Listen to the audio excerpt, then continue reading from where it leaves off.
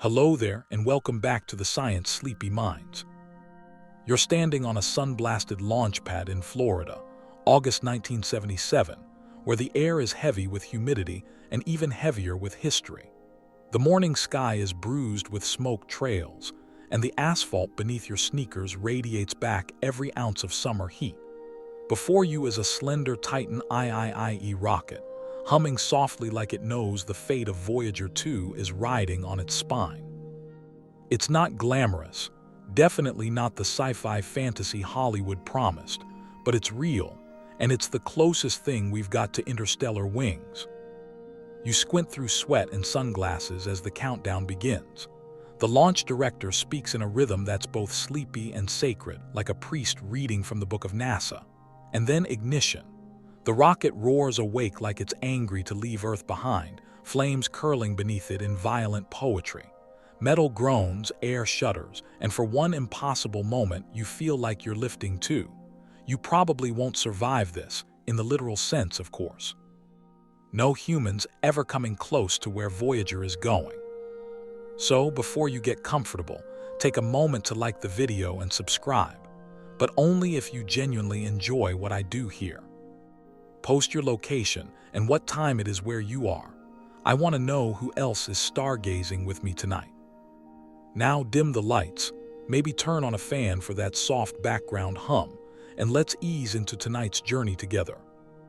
The Voyager 2 launch comes first, strangely enough. Even though Voyager 1 was meant to lead the mission, orbital mechanics forced NASA to flip the script. The spacecrafts are twins in structure but not in destiny, and Voyager 2's early liftoff sets everything in motion. You can practically hear the Saturn V veterans muttering, unimpressed by the smaller Titan rocket.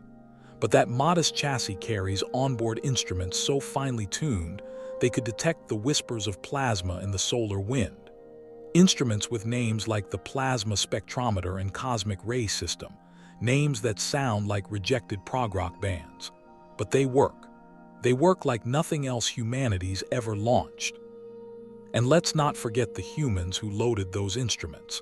In buttoned lab coats and sideburns, they calibrated magnetic field sensors with an obsessiveness that bordered on romantic. There's a quiet intensity in their eyes, the kind that comes from knowing the thing you're building might outlive your entire species. Historians still argue whether it was naive optimism or Cold War hubris that pushed NASA to plan an interstellar mission. After all, we hadn't even solved the VCR yet. But there we were, flinging a fragile metal capsule into forever just because the orbital alignment wouldn't come again for 176 years. No pressure. Down the coast, a retiree named Harold, let's just call him Harold, sat on his patio with a cigar and a pair of binoculars. Not a scientist, not a reporter, just a guy who liked rockets. He would later brag to his grandkids that he saw humanity's first emissary to the stars, even if what he really saw was mostly smoke and noise. And yet that's kind of the point. Everyone saw something. To school kids, it was a future without borders. To bureaucrats, it was a budget line with 11 zeros. To the engineers, it was a puzzle. And to the spacecraft itself, it was just the beginning. The launch is over in minutes, but you're still clenching your jaw like it hasn't hit you yet. Voyager clears the upper atmosphere and slips into its escape trajectory like a coin tossed into the fountain of night. There's a click in the telemetry room. One of those satisfying, we got it, clicks, and a collective exhale from people who haven't exhaled in months. Here's a fun fact to chew on. Voyager's launch window was so narrow that even a 3-week delay would have canceled the mission entirely. The alignment of Jupiter, Saturn, Uranus, and Neptune happens only once every 2 centuries. That's like the planets holding a group pose and yelling, "Quick, take the picture." The cameras onboard Voyager don't even power on until weeks later. They're sleeping, like everything else. You float past them in your mind, imagining the copper coils still warm from launch, the gyroscopes beginning to whisper their spinning lullabies. Down on Earth, disco is peaking and Star Wars is making space look a lot sexier than it actually is. But out here, Space is cold, black, and quieter than death. Voyager doesn't care about box office numbers. It's been designed to ignore noise, shrug off solar flares, and hum its lonely little song until it simply can't anymore. There's this overlooked detail. The launch vehicle had to execute a series of burns so precise that even a half-second misfire could have left the probe marooned forever in orbit. And yet everything clicked. One by one, the stages detached like slow-motion feathers peeling away. The last push came from a Centaur upper stage, named, adorably, after a Greek monster that's half man, half horse. Not ominous at all.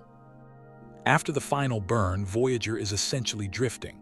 No engines, no course corrections for a long while, just momentum and silence. You hang there with it as Florida becomes a swirl of blue and green far behind. Already the moon looks like a coin, Earth a marble, eventually just a dot. By the way, want something weird to whisper into your pillow tonight? Voyager 2 launched before Voyager 1, but Voyager 1 passed it up thanks to a shorter route and faster speed. That's right, its little sibling lapped it in space. Historians still argue whether this counts as cosmic rudeness or just poor planning. And here's your fringe trivia of the night. One of the last things to touch Voyager 2 before launch was a woman in a white bunny suit, standard NASA cleanroom garb, who whispered good luck to it through her face mask. No one knows who she was. The cameras weren't rolling, but somewhere someone remembers. As the probe vanishes into space, there's no triumphant music, just static. No dramatic countdown clock, no blue sparks. Only a growing silence that stretches between Earth and everything else. You watch it go, not with tears, but with a kind of calm you weren't expecting. A calm that settles deep, like the first moment of sleep. You find yourself floating in an imaginary white room, sterile, humming, timeless. Before you is Voyager 2, still earthbound but nearly complete. Its gangly arms stretch out like an insect mid-thought, festooned with instruments that look both delicate and defiant. This isn't a spacecraft built for style. It's built for survival. You drift closer, mentally checking off each component. The golden boom of the magnetometer, the sweeping dish of the high-gain antenna, the rectangular bus that houses the brains of the operation. But your focus narrows to the oddest thing strapped to its side, the golden record. Let's be clear, packing for forever is no easy feat. NASA knew Voyager wouldn't return, so the team decided, with the sober logic of scientists and the unhinged creativity of artists, to give it a message. Not to Earth, but to everything else. You're helping pack a time capsule for an unknown audience, somewhere, someday, somehow. What do you include? First, there are the basics, the 55 greetings in different languages. "Hello from the children of planet Earth," says a bright little voice in English. Then there's spoken Akkadian, the language of ancient Mesopotamia, which hasn't had a native speaker in over 2,000 years. Historians still argue whether that was poetic or just wildly impractical. You slip a hand across the etched gold disc, literally gold-plated copper, meant to survive cosmic radiation, micrometeorites, and perhaps a billion-year nap. On the cover, mathematical instructions explain how to play it. A stylus is included. There are diagrams. It's all very helpful, assuming the alien civilization that finds it has a turntable and an advanced understanding of hydrogen atoms. You start cataloging the rest. There's the music: Bach, Beethoven, Blind Willie Johnson. Chuck Berry's Johnny B. Good makes the cut, thanks to Carl Sagan's unshakable belief in rhythm and blues. The inclusion wasn't unanimous, by the way. Some NASA officials worried that rock and roll might tarnish humanity's galactic reputation. Historians still argue whether the real concern was Berry's hips. Then there's the images, 116 of them. Some are mundane, a supermarket aisle, a violin, a page from a book. Others are grand, DNA spirals, solar system diagrams, anatomical sketches of a man and woman tastefully posed, though still scandalous to some at the time. No selfies, no memes, no vacation photos. You begin to wonder what a 21st century golden record would include. A tick-tock dance, a burrito recipe. Here, something you might not know. Voyager's golden record includes a recording of a human kiss. Not a staged studio peck. A real kiss, messy, tender, slightly awkward. It's buried in the sound montage along with thunder, laughter, and a heartbeat. That heartbeat belongs to Ann Druyan, the creative director of the record. She'd fallen in love with Carl Sagan during the project, and her heartbeat, recorded on an impulse, became part of the message. Fringe fact. It was recorded before their first date. You admire the weirdness of it all. Humans, trying to be understood across an impossible chasm, reached for poetry and waveform. The odds of anyone ever hearing this stuff are close to nil, but it was never about odds. It was about dignity.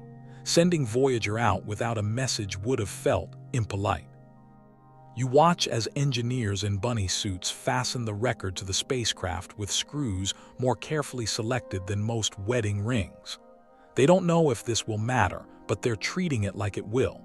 And in doing so, it kind of already does. Down in the cleanroom's corner, there's a table with rejected sounds. They'd considered including a recording of a baby crying but decided against it, too unsettling, apparently. One proposed image was a man eating a sandwich. That, too, was vetoed. No one wanted aliens to think we were mouth noise monsters. Some of the decisions feel heartbreakingly small. The golden record holds just under 90 minutes of music, and one of the producers reportedly cried when he had to cut a Peruvian wedding song for time. Think about that. A cosmic mixtape, with every second fought for like it was sacred.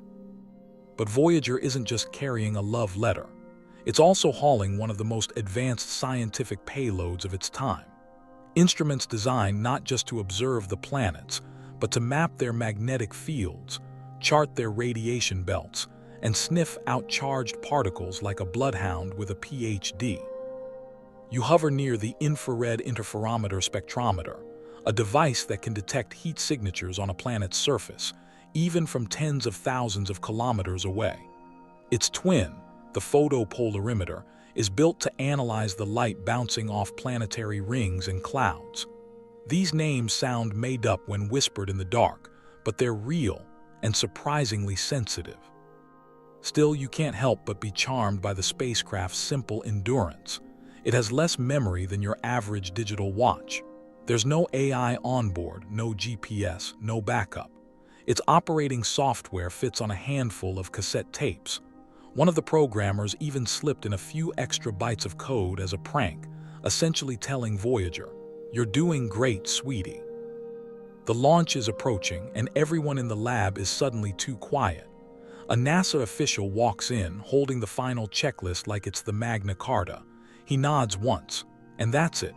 No confetti, no speeches. Just silence, a few blinking monitors, and the low buzz of history being politely folded up.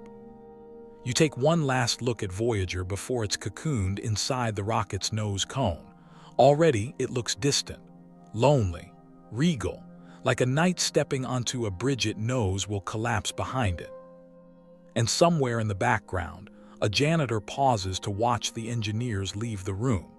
He doesn't know the names of the instruments or the stakes of the mission, but he'll tell his grandkids someday that he once mopped the floor beneath a starship. You're weightless now, drifting alongside Voyager 2 as it hums toward its first planetary rendezvous, Jupiter. The largest planet in our solar system fills your entire field of view like some ancient eye cracking open. You feel a twinge of vertigo. It's not fear exactly, more like awe spiked with a dash of nausea. Jupiter is massive, truly cartoonishly massive. If it were hollow, you could fit over 1,300 Earths inside it. And it's fast, rotating once every 10 hours, its surface a swirling, never-still canvas of gas and storm.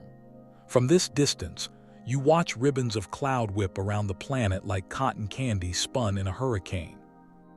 As Voyager 2 nears, its instruments come alive, snapping photos and measuring magnetic fields as if waking from a long nap. The spacecraft can't see like we do, but what it sends back is somehow even richer. Heat maps, radiation belts, ultraviolet flares. This isn't sightseeing, it's surveillance. The first thing that grabs you is the Great Red Spot, a 300-year-old storm larger than Earth, spinning with such fury you expect it to break loose and go tearing across the sky. Historians still argue whether the spot has been shrinking due to internal dynamics or some long-term climate shift, but for now, it stares back, unblinking. The colors are deeper than you imagined. Creamsicle orange, caramel brown, icy white. You'd think a gas giant would look sterile, but this is deliciously chaotic. You wouldn't want to live here. No surface, no ground, just a continuous drop through layers of ammonia clouds and crushing pressure. But it's hypnotic all the same. And then there are the moons.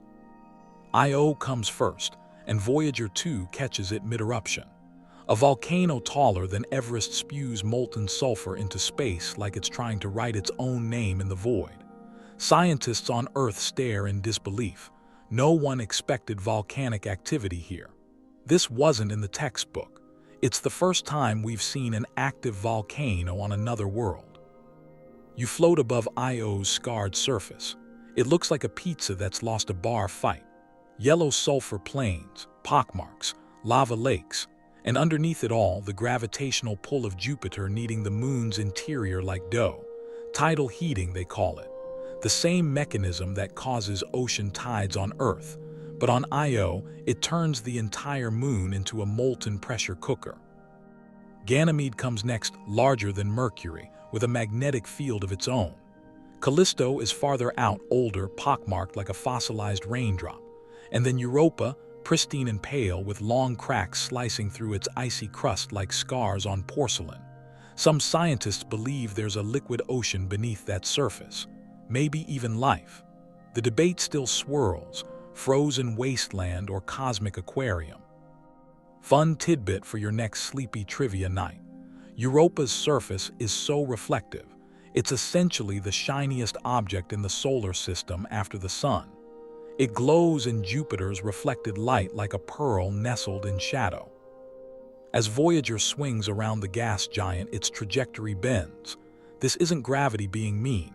This is gravity lending a hand. Jupiter's pull acts as a slingshot, flinging Voyager towards Saturn without burning a drop of extra fuel.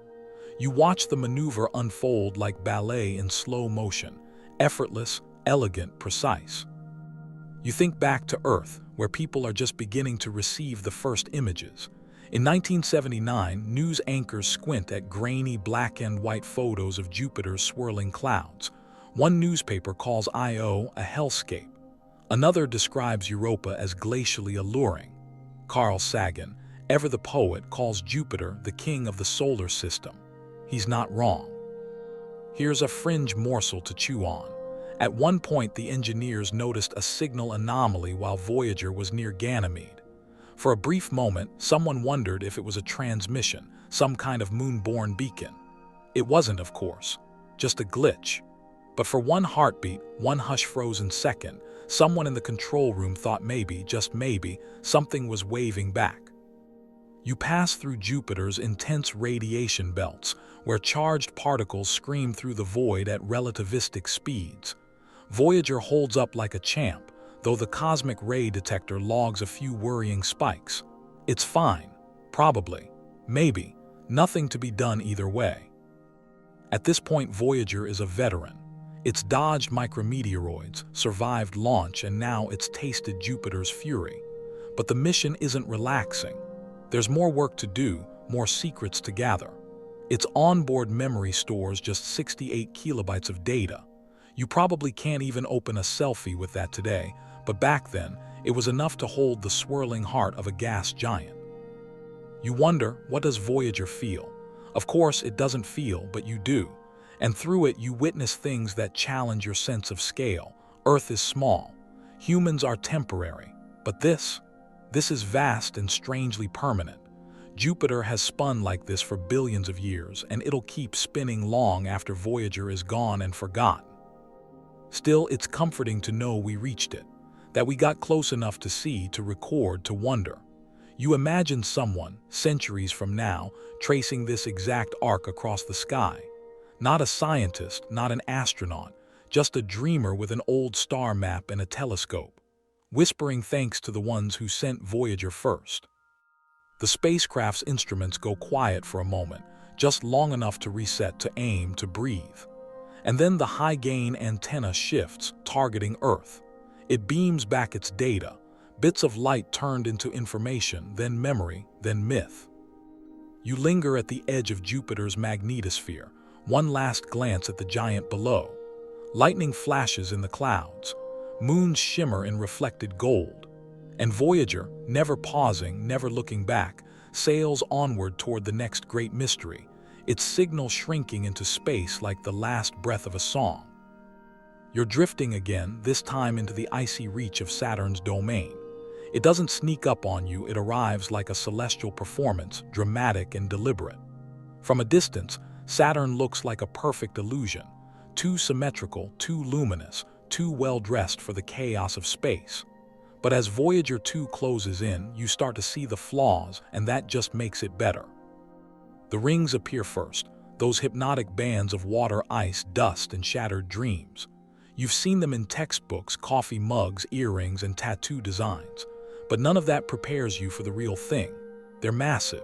Over 175,000 miles across, but paper-thin, no more than 30 feet thick in most places. Think of that. Something wide enough to stretch from Earth to the Moon and back, yet thinner than a New York slice. Historians still argue whether the rings formed from a shattered moon or are leftovers from Saturn's creation. Either way, they're ancient and fragile, constantly rearranged by Saturn's gravity and the subtle tugs of its many, many moons. And oh, the moons! You pass by Enceladus, a small white world that looks like a cue ball dipped in powdered sugar. No one knew then what we know now, that beneath its icy crust lies a salty ocean, and from its southern pole it sprays geysers of water vapor into space. But even in 1981, Voyager 2 picked up the hints. A subtle increase in temperature here, a strange chemical trace there. Something beneath the surface was stirring. Further out, you find Mimas. It's small, battered, and famously pockmarked with a crater so massive it makes the moon look like the Death Star. You can't unsee it. Scientists try to focus on its orbital mechanics, but everyone else just says, "Hey, Star Wars moon." You coast past Tethys and Dione, past Rhea and Iapetus, each stranger than the last. Iapetus, for example, has one hemisphere as bright as chalk and the other dark as charcoal. Like it can't decide whether to reflect light or absorb it, like it's split between two selves. But the real centerpiece, the one that steals your breath and never gives it back, is Saturn itself. Its atmosphere is layered like a tiramisu gone mad, bands of yellow, brown, and ochre, swirling in patterns both majestic and slightly menacing. Unlike Jupiter, Saturn's storms are less theatrical, but just as deadly. You watch wind speeds rise above 1,100 miles per hour, fast enough to rip apart any floating science fiction dream. And then you see the hexagon. Yes, really. A six-sided jet stream locked into place at Saturn's North Pole, spinning endlessly like some ancient alien sigil. It's nearly 20,000 miles wide, larger than Earth itself. Historians still argue whether this atmospheric geometry is the result of standing waves, jet stream interference, or some yet unknown fluid dynamic trick.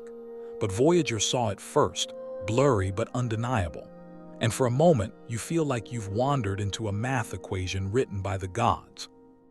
Below the clouds, Saturn is mostly hydrogen and helium, with no solid surface to land on. If you tried to stand there, you'd just fall.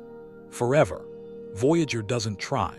It merely observes, records, and moves on, like the introverted guest at a party who says little but remembers everything. A quick reminder, Saturn is less dense than water. If you had a bathtub big enough, and you don't, sorry, it would float. Just try not to think about what happens when a planet-sized object starts bobbing. Voyager's instruments click into overdrive. The photopolarimeter starts scanning the rings in multiple wavelengths, revealing density waves and gaps caused by moonlets embedded within. It's like peeking into the grooves of a vinyl record that's been played for billions of years. Some gaps have names, the Cassini division, the Encke gap. Others are still mysterious. Tiny shepherd moons like Pan and Daphnis herd the particles like celestial sheepdogs. You spot something else, something odd. The F ring. This thin, braided strand lies just outside the main ring system and seems to defy all logic. It twists, kinks, loops on itself like a space noodle having a bad day. It shouldn't exist. It should have been torn apart ages ago. But there it is, fluttering like a thread on Saturn's sleeve. Theories suggest it's kept in check by two small moons, Prometheus and Pandora, who tug on it rhythmically like parents wrangling a sugar-hyped toddler.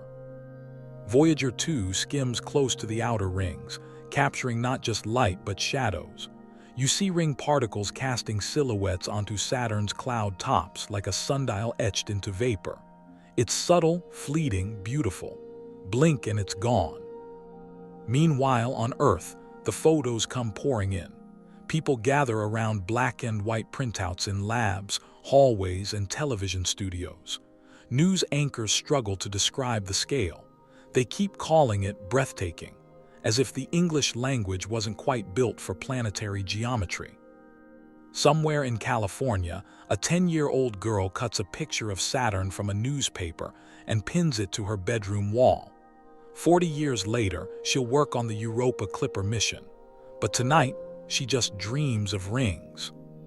Back in space, Voyager makes its final scans and begins the next gravitational slingshot. This one is gentle but precise, Saturn lending its massive hand to help Voyager pick up speed and curve toward Uranus, far beyond the known. Here's a lesser-known tidbit to whisper tonight. The spacecraft's own heat causes small but measurable trajectory changes. That's right. Just by radiating waste heat from its plutonium power source, Voyager gently pushes against space. It's called thermal recoil force. Engineers had to account for it. Imagine being so sensitive that even your body heat changes your destiny. You leave Saturn behind slowly. It doesn't vanish so much as fade, each ring becoming a thread, each moon a dot until they all dissolve into the dark. But you're not sad.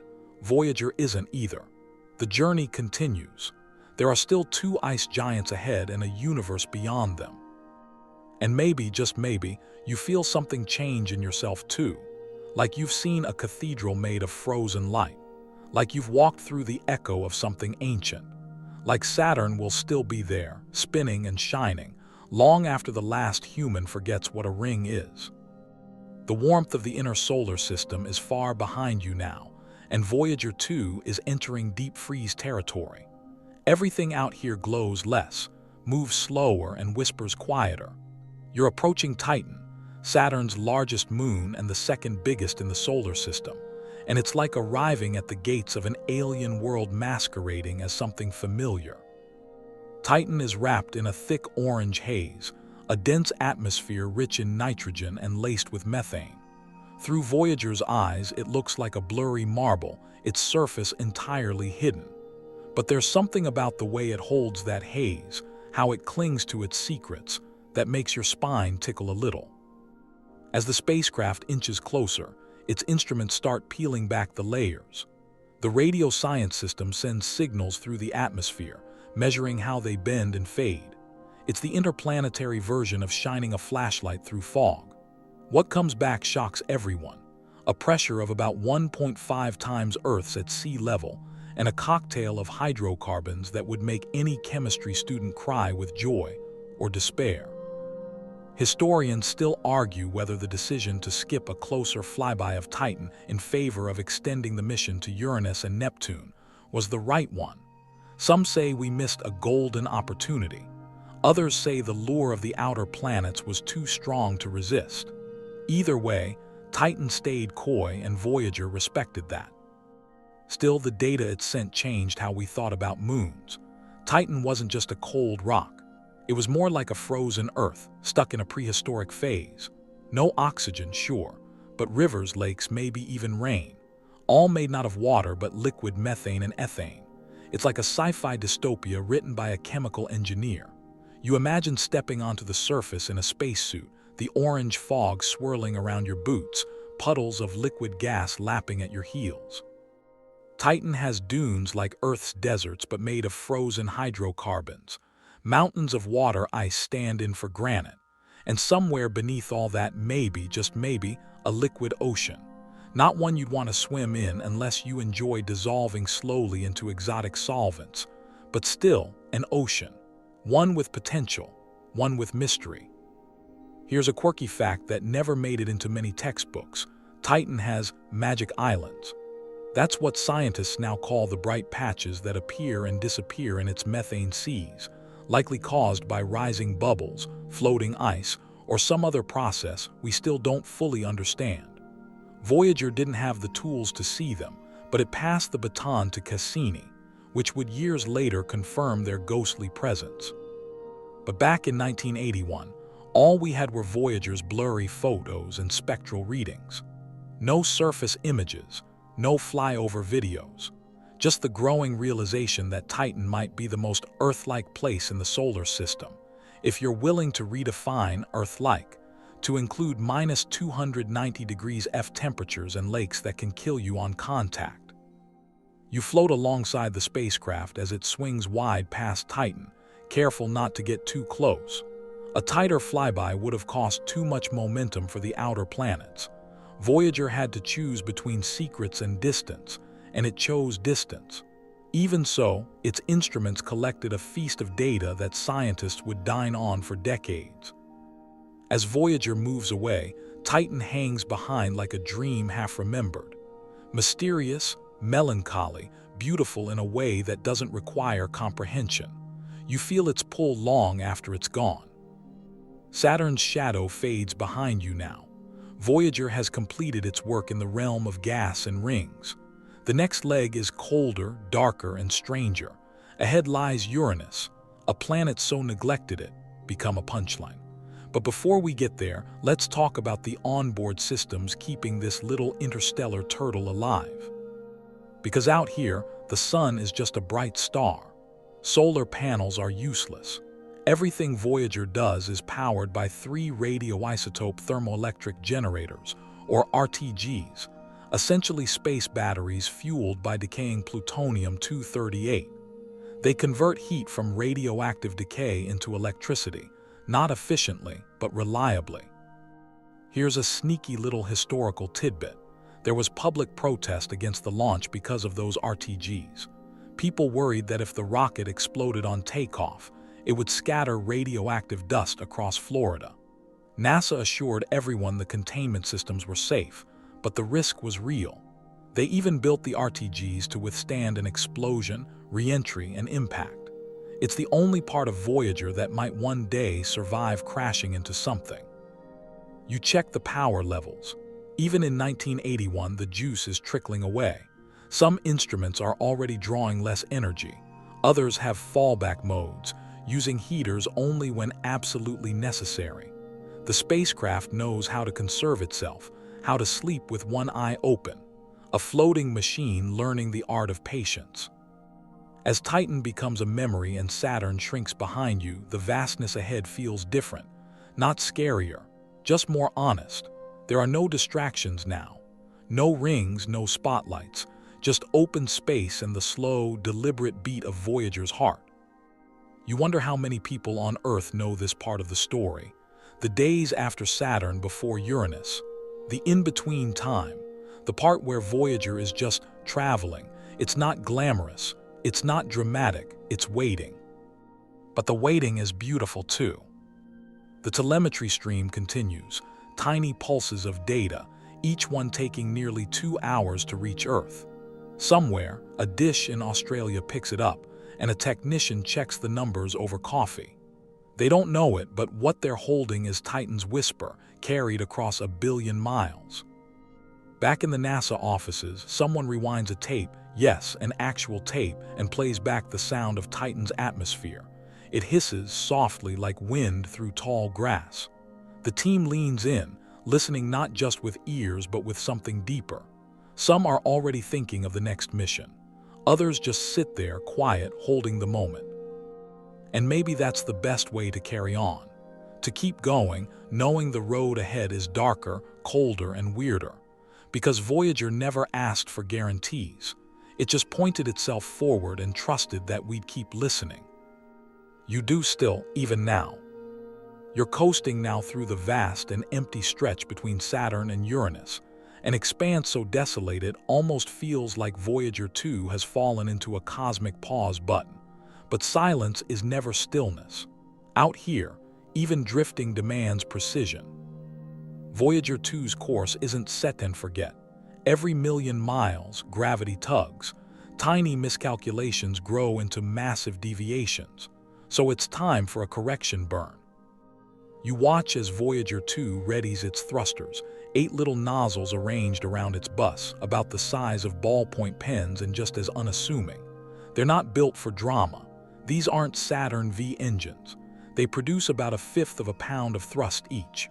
That's less force than the weight of a banana, and yet they can change the spacecraft's trajectory by thousands of kilometers.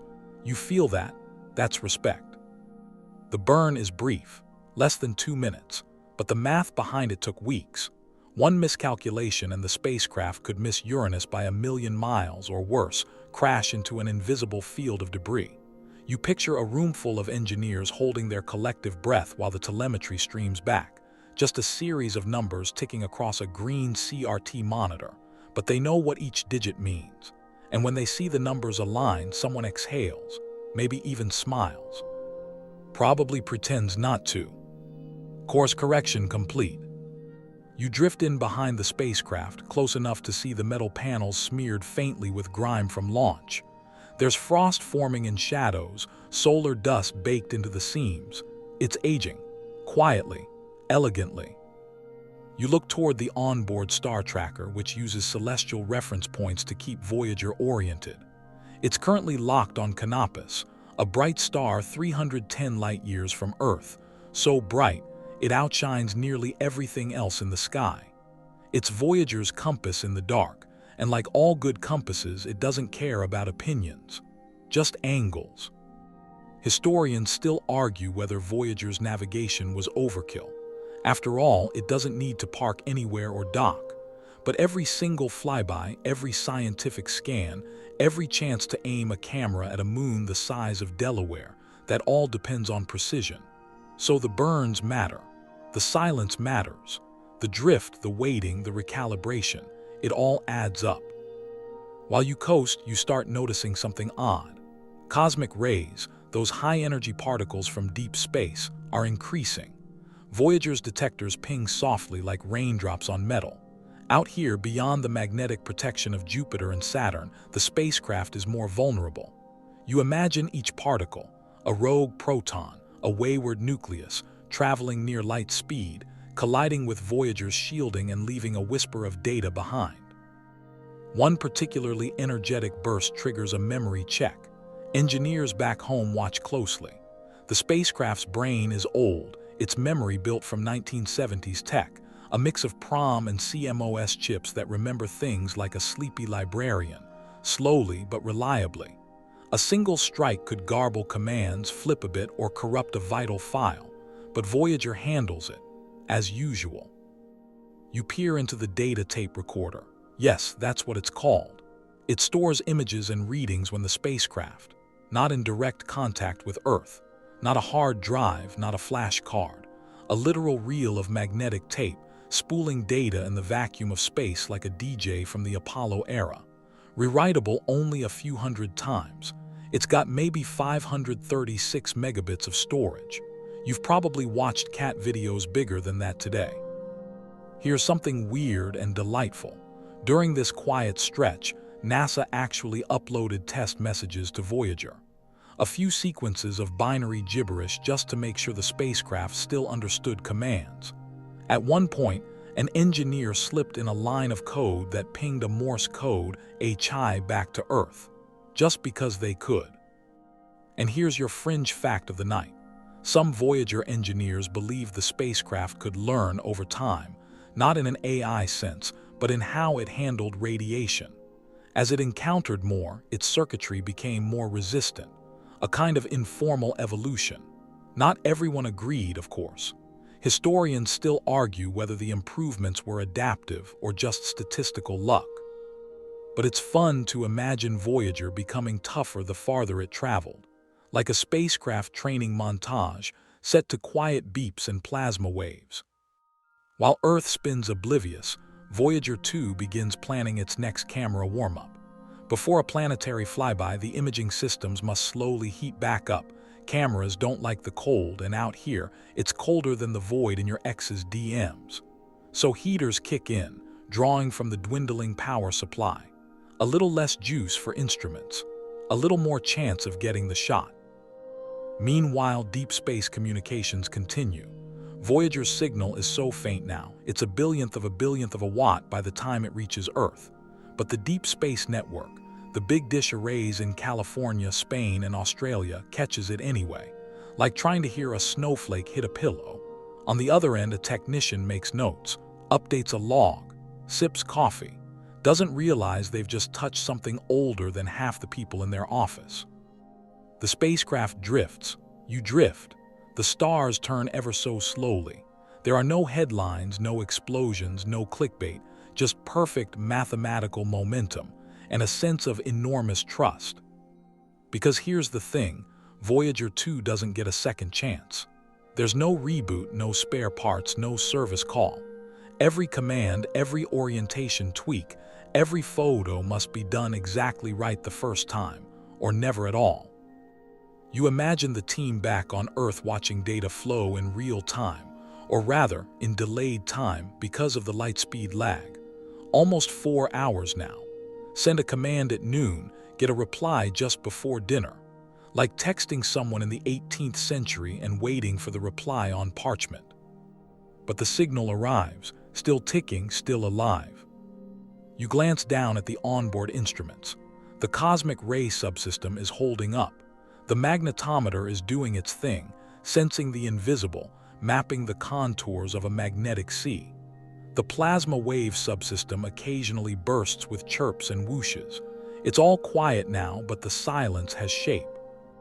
In a few years, Uranus will appear, then Neptune, but not yet. Right now, you're in the waiting room of the solar system. The lights are dim, the heater's low. You're wrapped in a blanket of electromagnetic hope. And Voyager hums forward, patient, precise, and just a little lonely. There it is. Not ahead, not behind, but off to the side, suspended in the black like a thought you forgot you had. A single pixel, barely blue. You're hovering with Voyager 2 as its sibling, Voyager 1, turns back toward home and takes one of the most famous photographs in human history, the pale blue dot. You're not supposed to be moved by a few dozen blurry pixels, but here you are, teary in the vacuum. Earth is tiny, so small it takes up less than 0.12 of a single frame. The sunlight scatters in the camera's optics, casting a vertical beam across the image, like Earth's been caught in a divine spotlight. But that's just optics. The reality, you could blot it out with a pen.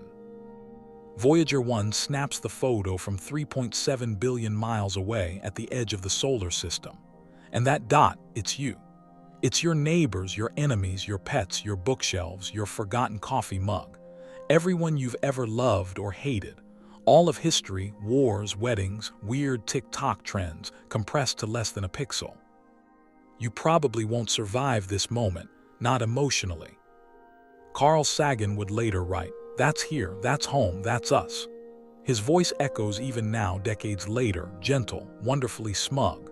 He'd lobbied hard to get that image taken, by the way. The mission team was hesitant. It risked exposing Voyager's camera sensors to too much sunlight, but he insisted, and he was right. Historians still argue whether the pale blue dot changed public opinion about space exploration, or if it mostly just made for great posters. But one thing's certain, it slapped us across the face with our own smallness. You float there with the image burned into your mind, a dot in a ray of light, a speck in a sunbeam, and you start to understand the sheer indifference of the universe and how beautiful that is. Voyager 1's image is a goodbye. It will never turn back again. After that photo, the cameras are shut down forever, not broken, just silenced, to conserve power for the more essential instruments. The spacecraft closes its mechanical eyes and continues blind, but not aimless. You remember that the photo was almost never released. It sat in NASA archives for months, nearly forgotten.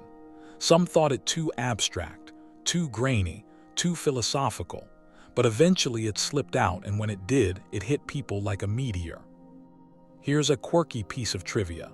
Sagan once joked that the image proved astrology couldn't be real, because if Earth is just a dot, how could the position of planets possibly influence your love life? Even now, somewhere, someone's probably arguing back. Meanwhile, back on Voyager 2, you continue your journey. Your camera hasn't yet turned around. You haven't said your goodbye, but you feel it coming. That knowledge, that growing whisper of distance, is already starting to shape your thoughts. It's not just physical distance.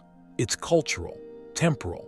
Voyager is now billions of miles from a planet that's changing faster than its signals can keep up. By the time a message reaches it, another political crisis has unfolded, another decade has passed, another meme has gone viral and died. But out here, time dilates. You float past the orbits of the gas giants, the sun a pale dot behind you, much dimmer than you remember. The constellations still look familiar, but they've shifted just enough to be off, as if the sky itself is tilting slowly. You hear the chatter of the spacecraft's instruments, measuring magnetic fields, scanning for plasma waves, hunting for signs of the heliopause. It's still inside the solar bubble for now, that protective shell of solar wind and magnetic field, but not for much longer. The pale blue dot photo never came from Voyager 2. Only Voyager 1 turned back. Voyager 2 just pressed forward, its cameras pointed ahead, never looking back. Some say it's the more stoic of the two. Still, Voyager 2 shares the sentiment. It's heading for its own departure from the solar system. It knows what it's leaving, and so do you. You remember a peculiar thing, that Sagan asked for the pale blue dot photo on Valentine's Day. That's right, February 14, 1990. How poetic, how maddeningly on brand. Historians still argue whether it was a romantic gesture or a cosmic troll. Either way, it worked. People felt something. That photo is older than most people alive today, and yet it still hurts, still heals. You flash back to Earth in 1990, Walkmans, cassette tapes, Cold War embers still smoldering, and a distant speck in the sky trying to tell us we matter by reminding us how much we don't. Voyager 2 doesn't take the picture, but you imagine it anyway. Imagine Earth trembling on the edge of the sun's light, wrapped in blue and cloud. You picture that camera, still functional, quietly refusing to look back. Not out of malice, but because some journeys can only go forward. So forward you go, into interstellar space. You're still inside the heliosphere, but barely. The density of solar particles is thinning. The magnetic field lines are wobbling. The solar wind has slowed to a crawl, colliding with the interstellar medium and forming a strange, frothy boundary. You hover by the plasma wave subsystem. It listens to nothing, literally. It records the hum of silence, until one day, years from now, that silence breaks. A sudden hiss, a squeal, a shockwave of particles screaming in from another star. That's when you'll know that you've crossed over. But not yet. For now, you glance back once briefly at that fatting dot. Earth, just a pixel caught in light. And even though you never took the picture, you carry the memory of it anyway. Because once you've seen the pale blue dot, you can't unsee it. And maybe, just maybe, that's the point. You're not falling exactly, you're not flying either, you're stealing. Voyager 2 is now deep into its long, quiet arc, slingshotting off the momentum stolen from the gas giants. Jupiter and Saturn gave it speed, Saturn gave it purpose, and now it's coasting through the black with mathematical grace. You trail behind it like a curious ghost, watching every glint and pulse of its still-functioning instruments. It doesn't make noise.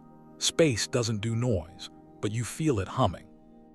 The genius of it all, no fuel, no solar panels, Just gravity, nuclear decay, and a string of equations plotted on a chalkboard in Pasadena nearly 50 years ago.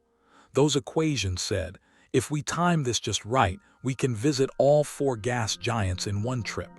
And somehow, astonishingly, it worked. This whole maneuver is called a gravity assist, or more charmingly, a gravitational slingshot. You drift through the moment when Voyager passed behind Jupiter, caught just enough of its gravitational pull, and got flung like a pinball towards Saturn. Same again at Saturn. A delicate curve around the planet, and out comes Voyager 2 with even more velocity, now on its way to Uranus.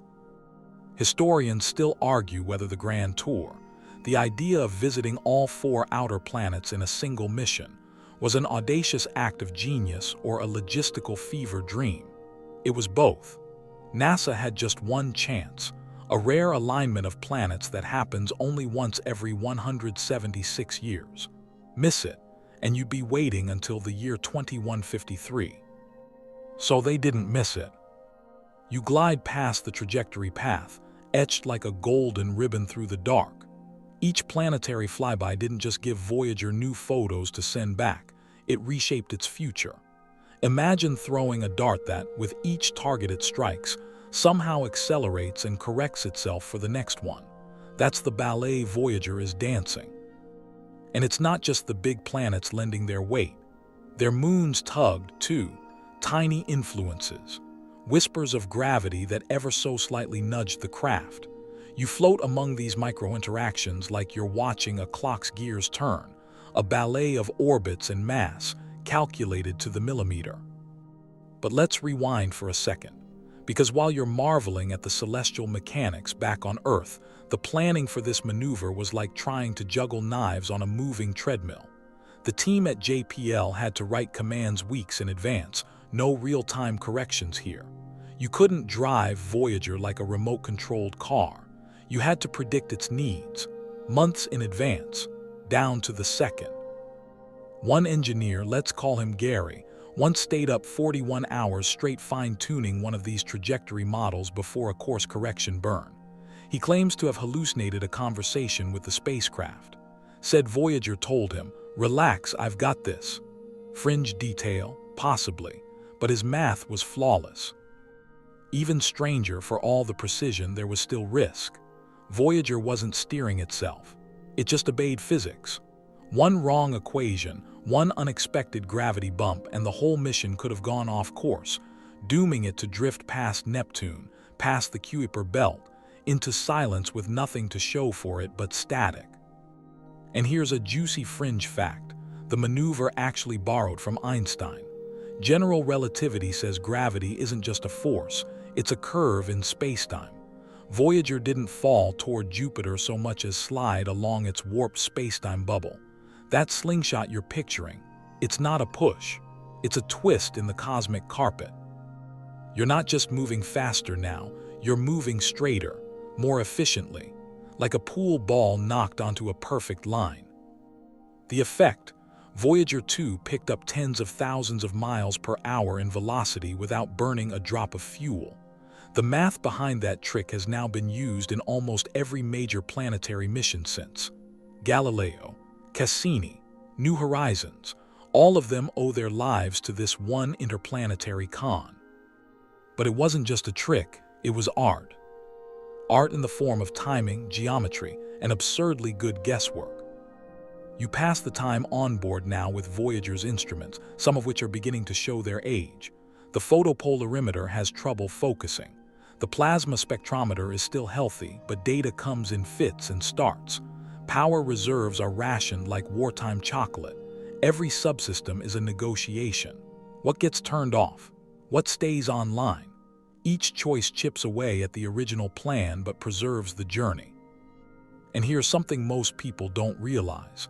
The data rate, how fast Voyager sends information back to Earth, has dropped dramatically. At Jupiter, it was around 115 kilobits per second. Out here, beyond Saturn, you're lucky to get 1.4 kbps. That's slower than a bad dial-up connection in 1998. A high-resolution photo might take a full day to transmit. But the quality of the data, still gold. At this point, Voyager is also measuring the solar wind, the charged particles flowing from the sun, and noticing something odd. It's thinning, slowing, fatting. The spacecraft is nearing the termination shock, where the solar wind begins to lose its dominance to the interstellar medium.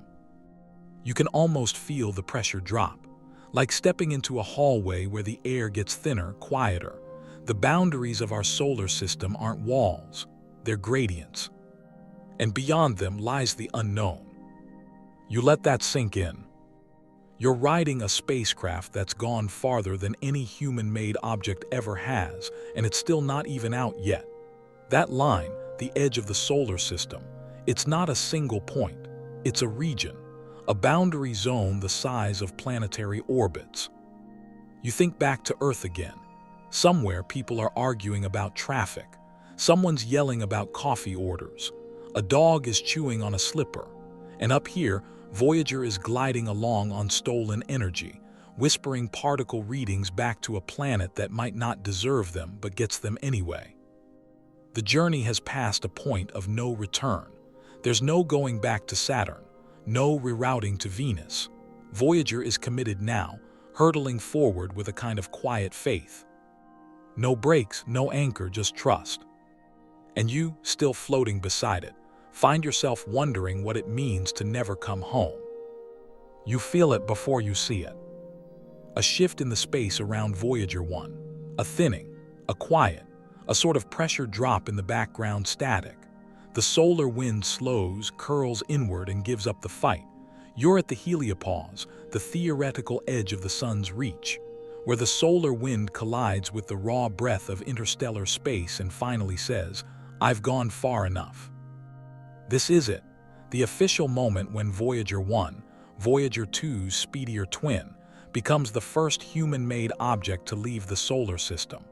August 2012, though the data that proved it didn't reach Earth until a year later. Science sometimes travels at the speed of sloth. You hover beside the spacecraft as it drifts through this invisible membrane. There's no sign, no wall, no streamers or klaxons.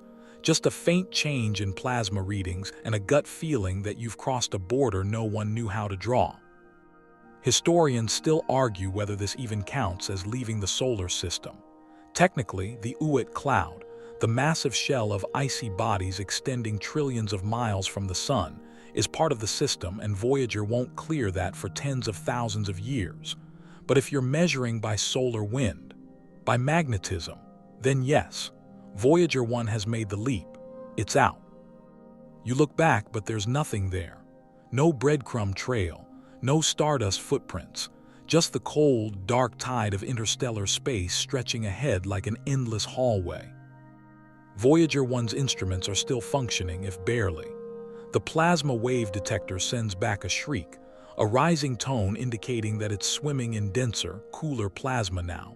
It's subtle, it's profound. It's music. Somewhere in a lab, a scientist translates that frequency into an audio file, and it sounds like the ocean calling across the dark. Out here, the sun is just another star. Its gravitational pull is still felt, but its warmth is gone. Its voice, a whisper. You can't help but feel the loneliness gnaw at your ribs.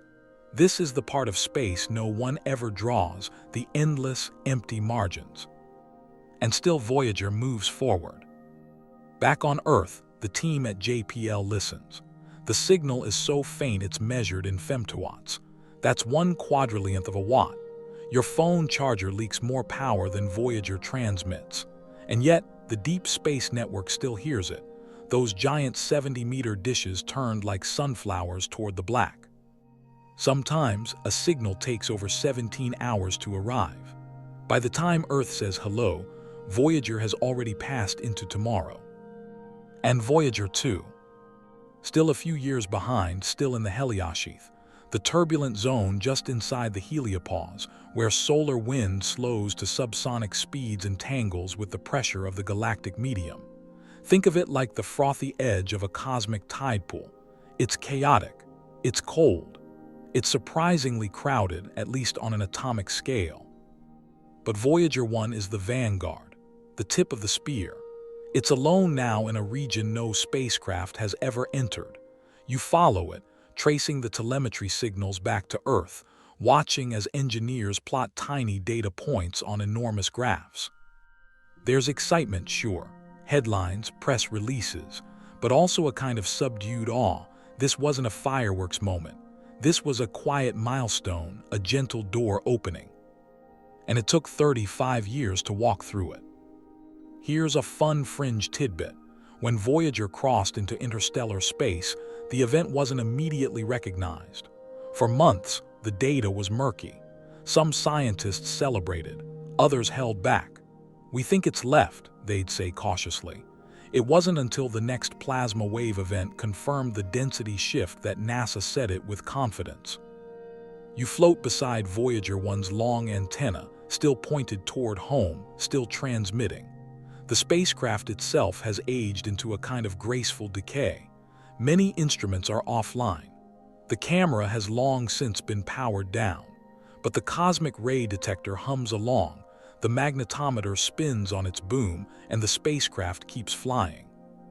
And now it carries new meaning. It's a message in a bottle tossed not just across the ocean of space, but into the sea of time. It may drift forever. It may be found or not, but we sent it. That matters. Carl Sagan once said, "The spacecraft will be encountered, and the record played only if there are advanced spacefaring civilizations in interstellar space." But the launching of this bottle into the cosmic ocean says something very hopeful about life on this planet. And here's the part that gives you goosebumps. Voyager 1 is now traveling faster than the sun moves around the galaxy. That means one day, long after Earth is gone, Voyager may still be orbiting the galactic center, silent, intact, trailing our DNA, our music, our math, our mistakes. You wonder if, in some far-off century, a being made of gas or silicon or magnetic memory will scoop it up, turn it over, try to decipher it. You hope they're patient. You hope they're kind. And you hope they have a record player.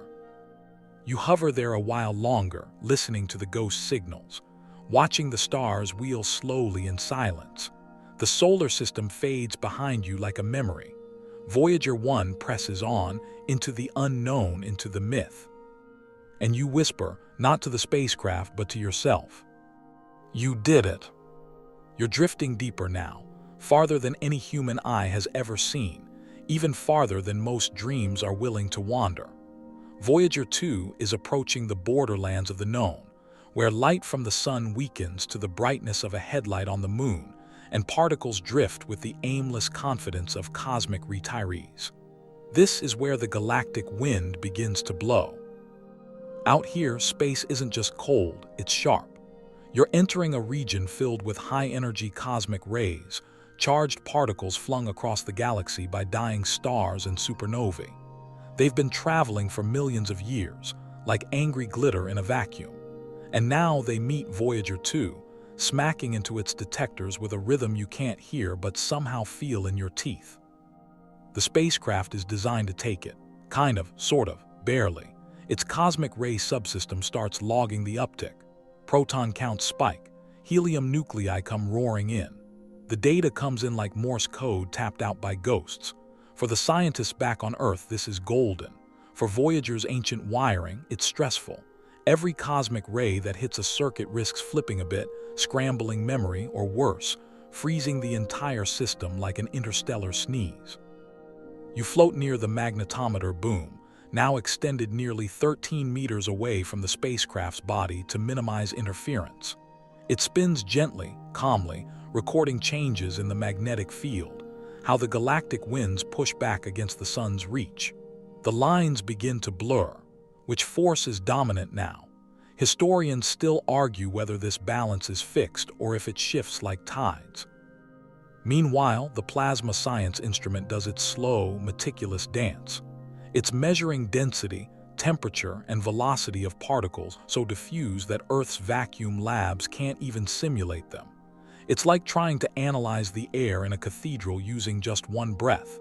Yet Voyager manages. Every whisper counts. Here, something wonderfully unhinged. Cosmic rays can cause false commands. That's right, if a particle hits a sensitive bit of hardware at just the wrong moment, the spacecraft could misinterpret it as a signal from Earth. This has happened. Once Voyager 2 briefly thought it was being told to reset its instruments. Chaos nearly ensued. The engineering team scrambled, reprogrammed filters, and added failsafes. Problem solved. Crisis averted. But you can't help but picture Voyager squinting into the void like, "Wait, what did you say?" Let's talk shielding. Voyager doesn't have much. A few millimeters of aluminum, some thermal blankets, and a whole lot of hope. It wasn't designed to survive forever. It was designed to go far enough, and it already has. Everything beyond this is a bonus level, the kind where one hit could end the game. You pass your imaginary hand over the spacecraft's skin, now pitted with micrometeoroid damage and flecks of cosmic residue. It's been traveling for nearly 5 decades. If spacecraft could grow old, Voyager would be covered in crow's feet and stories. Back on Earth, the data keeps coming. Scientists at the Deep Space Network monitor the incoming stream, looking for fluctuations in cosmic ray counts. The readings are high, higher than ever. But that's good news. It means the sun's protective bubble is fatting, and the interstellar environment is finally coming into focus. This is uncharted territory. No maps, no simulations that match reality. It's like sending a probe to measure the flavor of wind. And here's a fringe detail worth losing sleep over. Some cosmic rays have unknown origin. We can't trace them. We don't know what sent them. They just arrive. Energetic, angry, ancient. And now, for the first time, we're encountering them directly, not just through Earth's atmosphere. It's like Voyager's wandered into the back room of the galaxy and found the lights flickering. You wonder how the spacecraft keeps itself sane if it could. It runs routine diagnostics, checks voltages, regulates heater output. The onboard software, built in a language so outdated it makes Latin look trendy, still executes perfectly. Every once in a while, a command arrives from Earth. Usually just a nudge, turn a little, try again, keep going. The digital equivalent of "you good." But mostly, Voyager operates on trust. It knows what to do. The power situation, though, is getting tight. The RTGs, radioisotope thermoelectric generators, are fatting slowly as the plutonium decays. They're only producing about 1/3 of the electricity they did at launch, so decisions must be made. One heater off here, one instrument shut down there, a quiet triage of the mission's soul. Engineers face these choices with a weird kind of reverence, like gardeners pruning a tree they planted as interns and now visit as retirees. This sensor goes dark so that this one can survive. A trade of data for duration, function for legacy. You hover as Voyager reorients itself slightly to keep its antenna aligned with Earth. That motion, so simple, costs precious power. And yet it must be done. Communication is survival. The spacecraft's heart isn't just its RTGs, it's the signal. The whisper it sends back across a chasm of time and space. Without it, Voyager isn't dead, but it feels that way. And now you begin to see the truth. Voyager isn't just collecting science. It is the science. This metal husk, this humming relic of the analog age, is telling us how it feels as it pierces into the interstellar void. No telescope can replicate it. No model can fake it. Voyager is the only eyewitness to the boundary between solar system and galaxy. You drift a little farther now, past the spinning magnetometer, past the warming box that houses the golden record. Even that famous disk has been subtly changed by cosmic rays, its surface etched by particles born in stars that died before the Earth was even formed. That's the kind of timeline you're dancing with now. You squint ahead into the great nowhere. There's no destination, no star in its sights, but Voyager moves with purpose anyway. Because purpose isn't about destination. It's about momentum. And Voyager has that in abundance. You're floating now beside Voyager's golden heartbeat. The golden record, bolted to the spacecraft's side like a sacred relic, has survived the burn of launch, the chill of deep space, and the hiss of cosmic rays for nearly 50 years. And tonight, you listen. It's quiet, of course. There's no speaker on board, no alien boombox blaring Beethoven into the vacuum. But if you could spin the record in your mind, if you could set the stylus just so, you'd hear the story of Earth, as told by a few idealistic humans in the summer of 1977. And it starts with a greeting, actually 55 of them. "Hello from the children of planet Earth," says a child's voice, hopeful, slightly breathless, like even he knows this is a big deal. You float beside the etched diagrams on the record's cover, the instructions for how to play it. They're clever. They show how long a second lasts using the frequency of hydrogen atoms. They show how to build the stylus, how to decode the signals into images, all with the quiet, desperate optimism that someone out there is smarter than we are. Historians still argue whether the golden record was a scientific outreach triumph or just a beautiful, gold-plated fever dream. But what's undeniable is how human it is, messy, aspirational, and a little bit romantic. You imagine an alien culture finding the record. Would they understand what a kiss sounds like? Would they decode the laughter, the wind, the sound of a heartbeat? Anne Druyan's heartbeat, recorded just days after she and Carl Sagan confessed their love to each other. That's right, fringe detail of the night. The record isn't just data. It's a love story etched in copper and gold, drifting into eternity. You let the music play in your mind. Bach's Brandenburg Concerto No. 2. Beethoven's Fifth Symphony. Blind Willie Johnson's Dark Was the Night. That last one hits differently, a slide guitar moaning like a lost soul. Johnson recorded it in 1927, blind and poor and soaked in gospel sorrow. Now it's soaring across the galaxy, maybe to be heard by no one, maybe to outlive every cathedral and concert hall on Earth. If that's not poetry, nothing is. And then there's Chuck Berry. Johnny B. Good, a 3-minute burst of teenage rebellion and swing that somehow made it past NASA's committee filter. Fun fact, one reviewer on the team called it adolescent. Another said it lacked the necessary dignity. Carl Sagan reportedly smirked and said, "There are a lot of adolescents on Earth." You laugh a little now, imagining some clawed extraterrestrial DJ scratching this track between the humpback whale calls and the Azerbaijani bagpipes. Because yes, there are whale songs too, and percussion from Senegal, and panpipes from Peru. The record is a global mixtape before mixtapes were even a thing. Still, there's an ache to it, because what's not on the record matters just as much. There's no mention of war, no hint of suffering, no photos of concentration camps or nuclear weapons, no images of protest or inequality.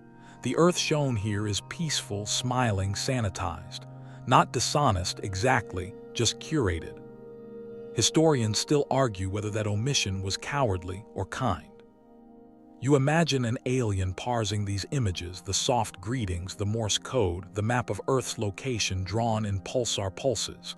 Would they admire our optimism, pity our naivete, or maybe, just maybe, they'd see us clearly, a young, loud, clever species trying to say, "We were here, we meant something." One message is hidden, not in the data but in the decision to send it at all.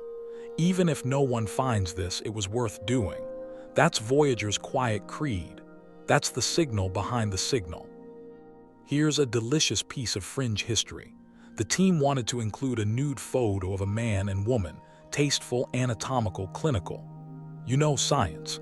But after pushback from NASA higher-ups and a minor media meltdown over the Pioneer plaque's nudity a few years earlier, they opted for silhouettes instead. Somewhere in the cosmos, humanity's first impression might have been shy but polite. You turn the record over in your imagination, feeling its texture, the grooves etched with analog sincerity. It's estimated to last over 1 billion years in the vacuum of space, provided it doesn't get pulverized by a micrometeoroid or melted by a wayward star. Long after the spacecraft dies, long after Earth is silent, the record may continue its voyage. And if someone ever plays it, they'll hear not just music, but time, a snapshot of what we were. The record ends with a spoken farewell from Carl Sagan's son, Nick. Hello from the children of planet Earth. Simple, devastating, unforgettable.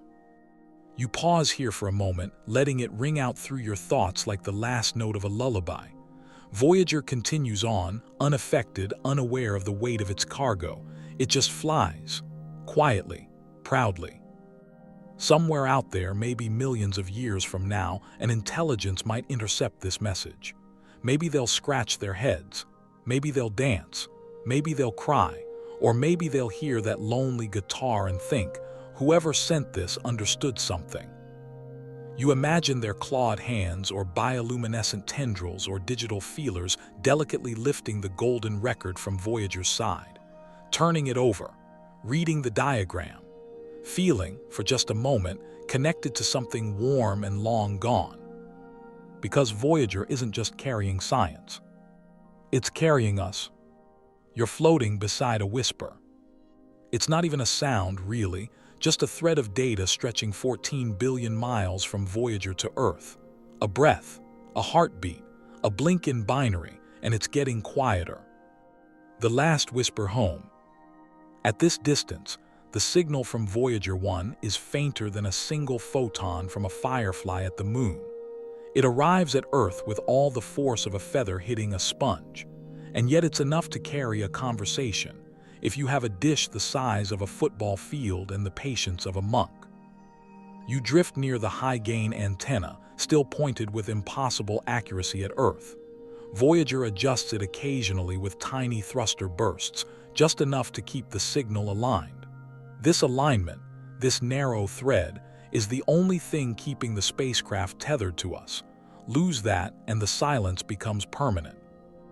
Back on Earth, the Deep Space Network, those 3 big radio telescope sites in California, Spain, and Australia, does the hard listening. Someone on shift tonight is drinking their 3rd cup of stale coffee while monitoring the X-band telemetry stream. It scrolls by slowly. Voltage readings, magnetic field measurements, plasma densities. Every digit matters. And you're watching the power drain. Voyager's RTGs have decayed steadily like a candle burning in molasses. What once supplied 470 watts now produces under 250, and it's dropping by about 4 watts a year. That's not a power outage. That's a slow unmaking. One by one, systems are going dark. The imaging science system shut off years ago. No more photos, no more turning back. The ultraviolet spectrometer disabled. The gyroscopes, crucial for precise orientation, off. Historians still argue whether NASA should have prioritized longevity over image quality or science instruments over symbolic gestures. But the truth is, everything fades eventually. You can only triage for so long. Right now, the team is deciding which instrument to shut down next. The cosmic ray subsystem still provides vital readings. The magnetometer still humming, but something has to go. Power is limited. Warmth is precious. The heaters that protect each instrument draw more and more of the shrinking energy pie. If a sensor gets too cold, it dies, not in a cinematic explosion, just a quiet freeze. You watch as engineers debate. The choices are always brutal.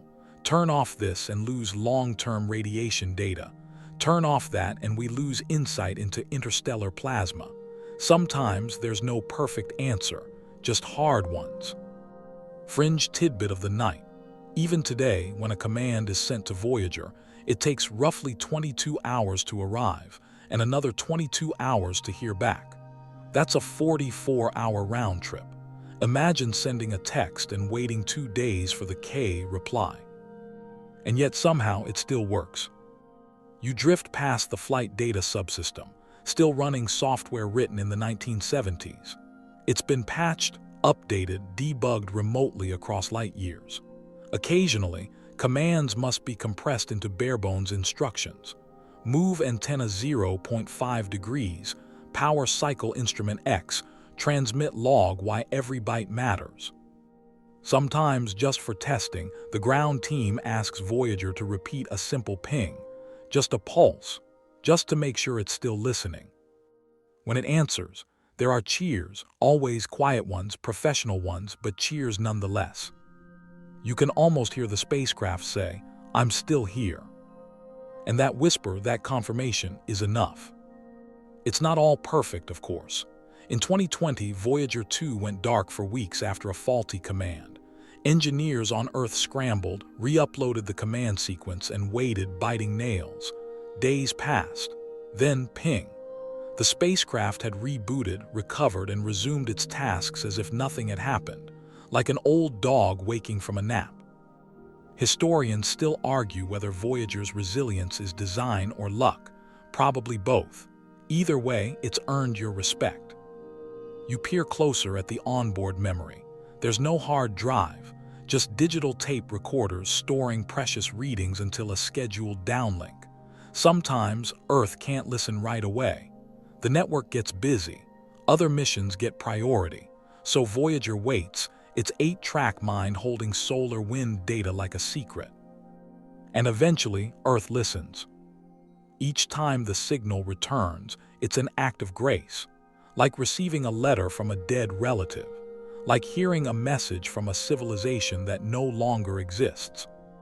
You picture Earth from here, not as a blue marble but as a source, a warm place bright in radio waves, a hub of whispers, a memory machine, Voyager's last known address. You float by the spacecraft's body now, coated in decades of dust, pitted by particles but still intact. No rust, no rot, just the cold and the silence and the infinite night. And the whisper, it's getting weaker. Eventually, sometime in the 2030s, the RTGs will dip below critical. First, the heaters will go, then the remaining instruments, then the flight computer, then the transmitter itself.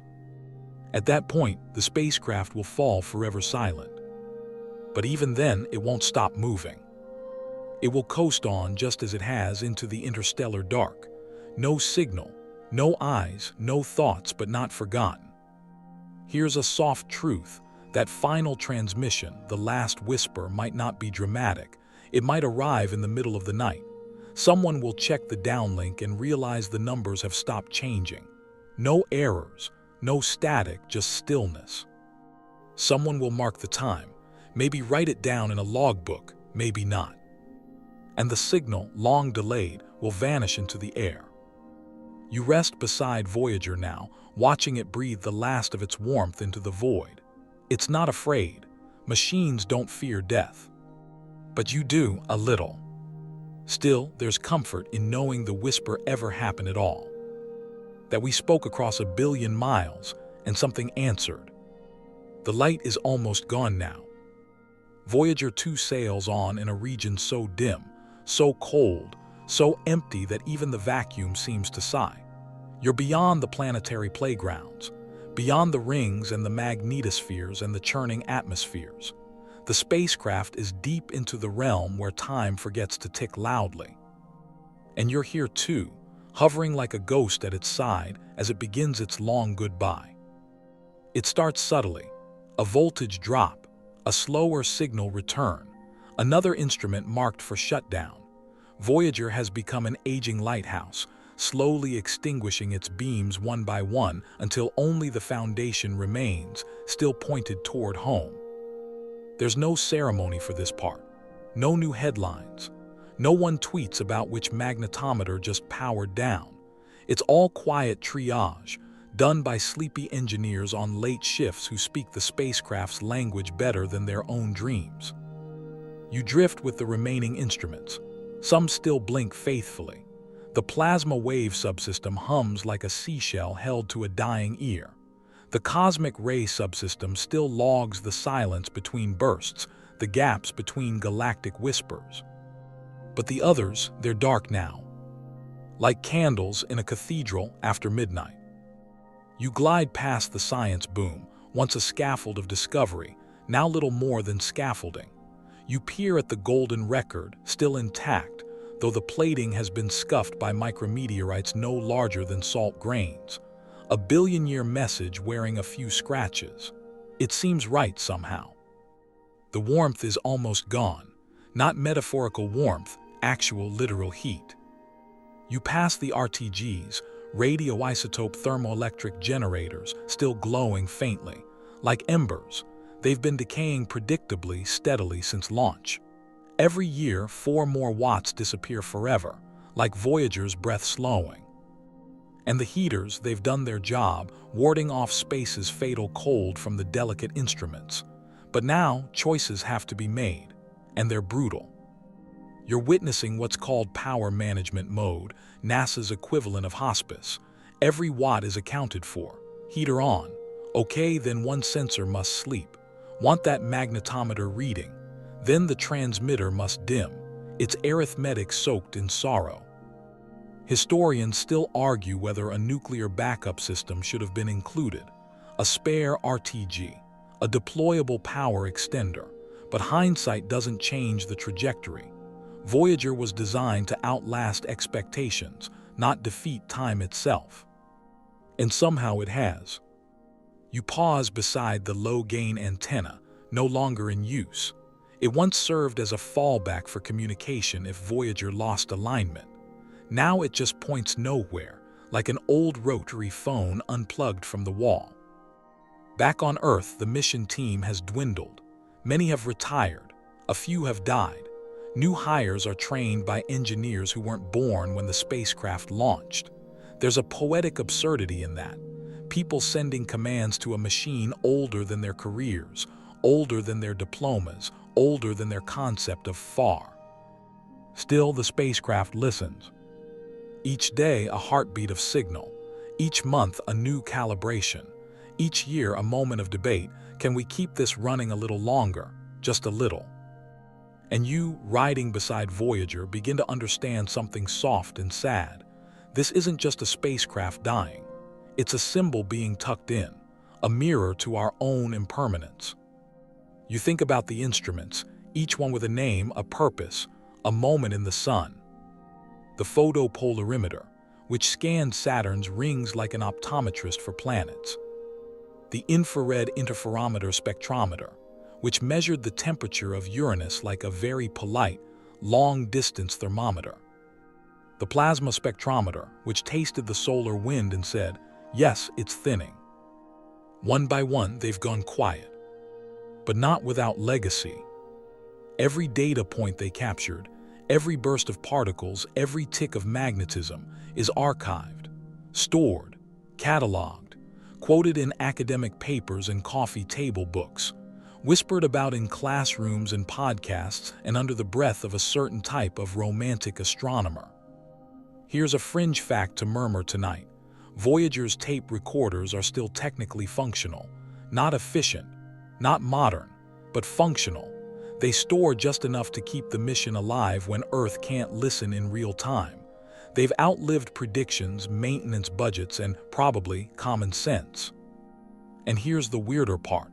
The spacecraft isn't even aware it's dying. Its systems don't mourn. Its circuits don't count down. It just continues, performing every task it's asked, measuring every field it can, reporting what it sees with the same polite, machine-born neutrality as always. But you see it dimming. And then you think of the last light, the very final subsystem still humming, maybe the magnetometer, maybe the power subsystem controller, and the moment when that too fades. There will be no explosion, no beeping error, just the absence of reply. You imagine that moment happening on Earth in the middle of a Tuesday afternoon. Someone notices the signal did arrive. They troubleshoot, check the logs, wait, and then eventually they write it down. Voyager 2. No signal received. Last contact, timestamp. And that's that. But not quite. Because Voyager will continue. Even dead, it will coast, through the heliopause, through the interstellar medium, through the far edge of the Oort cloud, past the grasp of the sun, past the gravity of even imagination. In 40,000 years, it'll pass within a light year of another star. In a billion years, it might still be tumbling in the dark, intact. Alone but not forgotten. Because even as its systems shut down, its story lives. In the data, in the photos, in the whispers still echoing through the deep space network, in the idea that we once sent something this far on purpose, and in the hearts of those who followed it this whole way. Like you. So now you press a little closer to Voyager as the last warmth fades. No fear, no sadness from the machine, just a little less power, just a little more dark. Just the soft ending of something extraordinary. You drift behind the curtain now. Away from the spacecraft, away from the stars, and into the control rooms, workshops, and cafeteria tables where people made this happen. Voyager didn't build itself.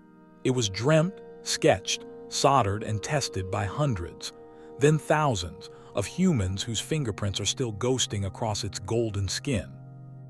You glide into a conference room at Jet Propulsion Laboratory, early 1970s. Fluorescent lights, chalk dust, ashtrays, everyone smoking, because of course they are. There are too many coffee cups and not enough time. On the whiteboard, a chaotic equation that might be orbital dynamics or just a very bad lunch order. A woman stands at the board. She's not yelling, but she's definitely not whispering. Her name is Linda Morabito. She's a mission navigator, and she'll become one of the first humans to discover active volcanoes on another world, Io, using Voyager data. She doesn't know that yet. Right now, she's arguing about a flyby angle. Historians still argue whether she was taken seriously early on, or if she had to bulldoze her way into the room with sheer precision. Evidence points to bulldozing. But when you're navigating a $250 million spacecraft, accuracy tends to win out. She wasn't alone. You float past Susan Dodd, who will later become Voyager's project manager decades after launch. She wasn't part of the original team, but now she's the one making the hard calls. What to shut down, what to save, what to risk. She inherited a spacecraft already older than most of her colleagues. Her job, keep it alive just a little longer. The people behind Voyager weren't all engineers. Some were artists.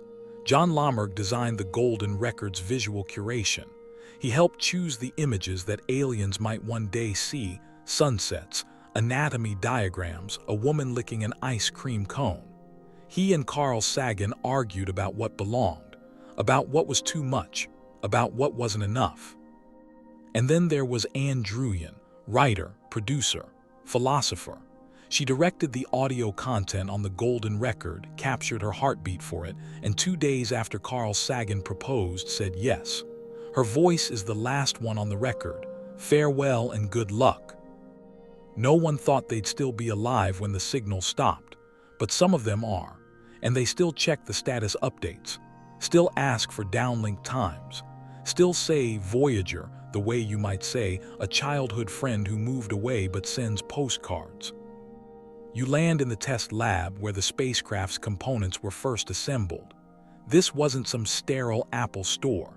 It was a jungle of wires, heat guns, and clunky oscilloscopes. Most of the parts were handmade. Some were borrowed from other missions. Others were invented on the spot. One of the engineers, let's call him Dave, once caught a manufacturing error where a bolt had been installed half a degree off. He flagged it, rebuilt it, saved the mission. No one wrote a poem about him, but Voyager owes him a billion-mile nod. You pass by the cleanroom photo, the famous one. The fully assembled spacecraft, gold and white, suspended like a patient angel. Around it, engineers in white suits, booties, hairnets.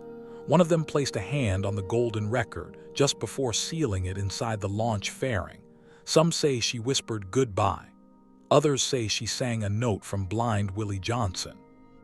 Fringe fact, NASA never confirmed. And while we're here, let's talk about Ed Stone.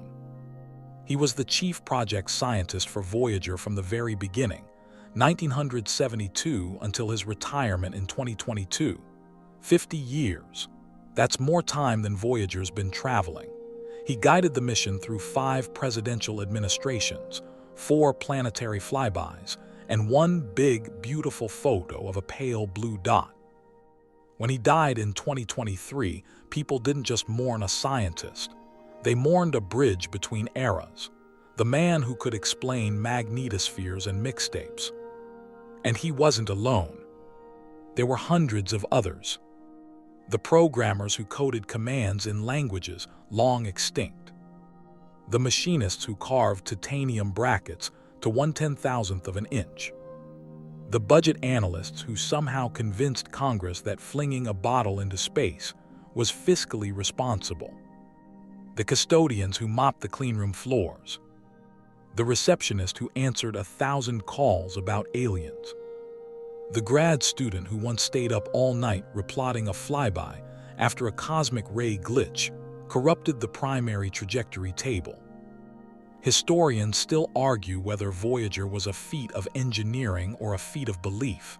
It probably doesn't matter. The humans who built it knew it might not last, that it would go silent, that it would be forgotten. And yet they made it anyway. You stop now at a hallway lined with yellowed blueprints, smudged sketches, circuit diagrams annotated in red pen. At the end, a black and white photo, the Voyager team, early days, standing in front of the spacecraft model. Someone wearing a tie with little stars on it. Another has a beard that probably violates lab policy. They're grinning like they just got away with something huge. And they did. They built a machine that would leave the solar system. One that would outlive the Cold War, floppy disks, Walkmans, and maybe Earth itself. And they did it with slide rules, solder, and stubbornness. So now, when you hear the word Voyager, don't just think of the spacecraft. Think of the woman who placed her hand on the gold, the man who adjusted the last trajectory burned by hand, the janitor who paused to look up as the spacecraft rolled out of the lab into history. Because Voyager didn't just leave Earth. It was Earth.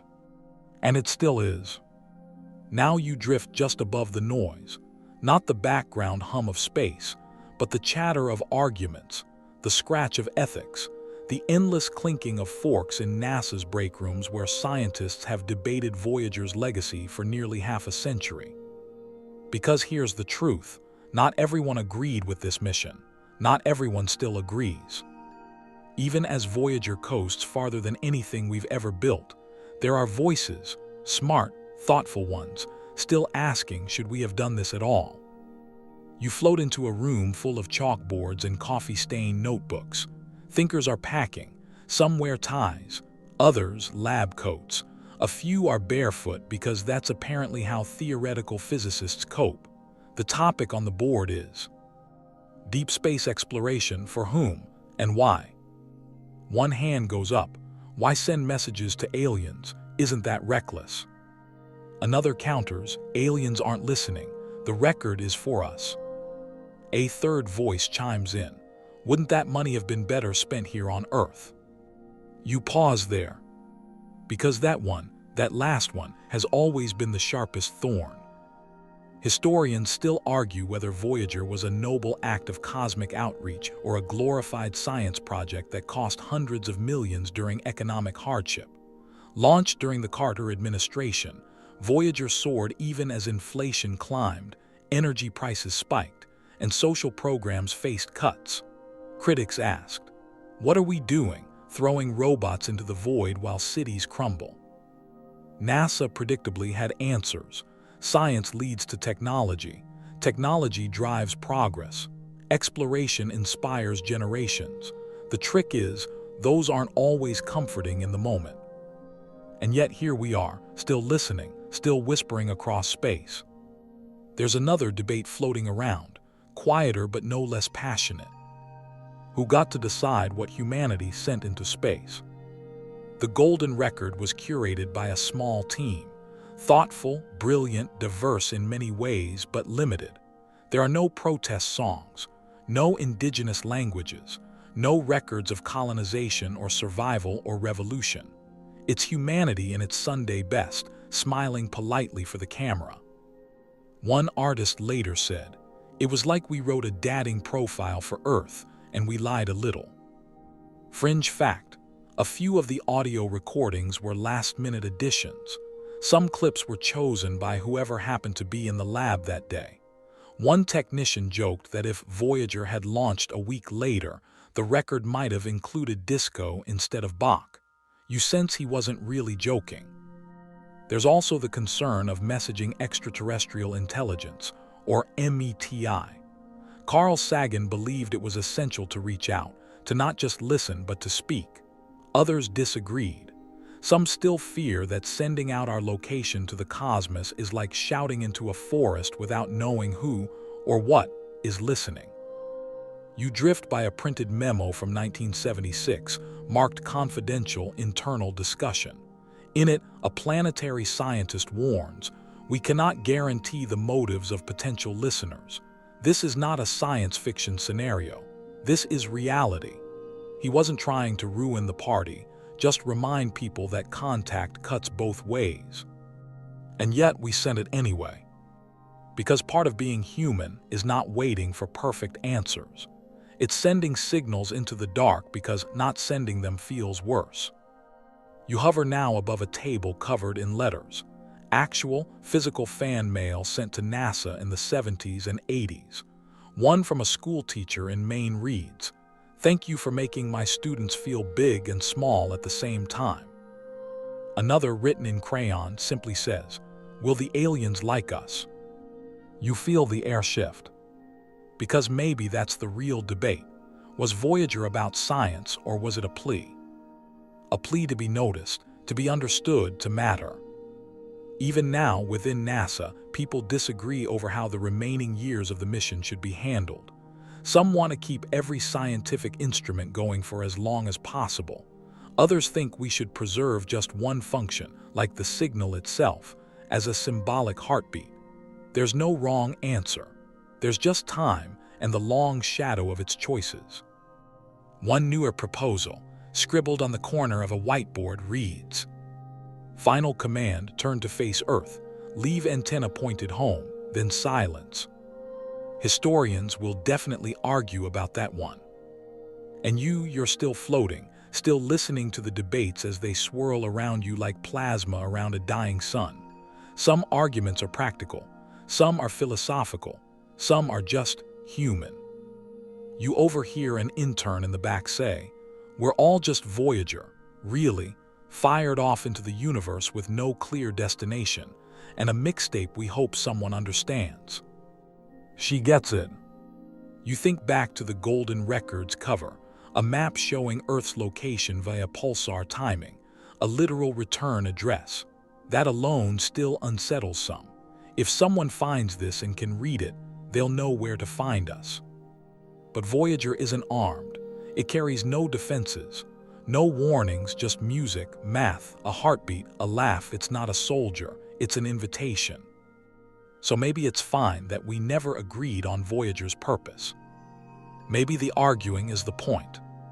Because for every debate about funding, or ethics, or alien intentions, there's a quiet truth whispering underneath it all. We cared enough to argue. And that says something. You linger a little longer in the room as the debates fade. The chalkboards go still. The crayon letters settle. Voyager's still flying. No final answer required. You drift now through a room that never existed, at least not officially. A room built from almosts, what-ifs, and could-have-beens. Shelves stacked with cassette tapes that never made it to the stars. Crates full of unsent messages, unchosen voices, unsung songs. These are the messages we didn't send. You hover near a dusty table covered in Polaroids and dog-eared transcripts. Here lies the version of the Golden Record that almost happened, a richer, messier, more human one. Some images are raw, too raw, the selection team said at the time. A photograph of a starving child in Sudan, a shot of war-torn Beirut, a woman in childbirth, her face not posed but twisted in pain and triumph. They weren't sent. Not because they were false, but because they were too true. There's a version of the record that includes protest songs, a Bob Dylan track, maybe Gil Scott-Heron reading, "The revolution will not be televised." Carl Sagan reportedly loved the idea of mixing poetry and defiance, but NASA preferred something a little less turbulent. They worried that anger, even righteous anger, might confuse whoever or whatever found it. Historians still argue whether Voyager's record should have acknowledged Earth's violence. After all, how honest is a mixtape that leaves out war? Here's a fringe tidbit to hum yourself to sleep. A young NASA engineer lobbied hard to include the Beatles' "Here Comes the Sun." The band said yes. EMI, the record label, said absolutely not. Bureaucracy, not philosophy, kept one of humanity's most optimistic melodies from leaving the solar system. Somewhere, a star missed its chance to bop. And then there's the case of the missing photo, an image of two men kissing.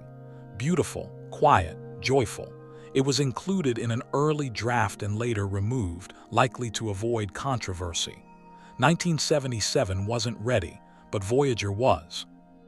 You feel the ache of all these absences, not because the final record was bad, it wasn't, but because it could have been even more. One of the scientists involved in the project once said, "We weren't building a message for aliens, we were building a mirror. And like all mirrors, what got left out matters as much as what stayed in." You slide past an imaginary console labeled Alternate Voyager RECORDINGS. The lights blink lazily. You reach toward a stack of tapes labeled Love Letters, Anonymous Submission. Laughter from a Ugandan Village, 1973.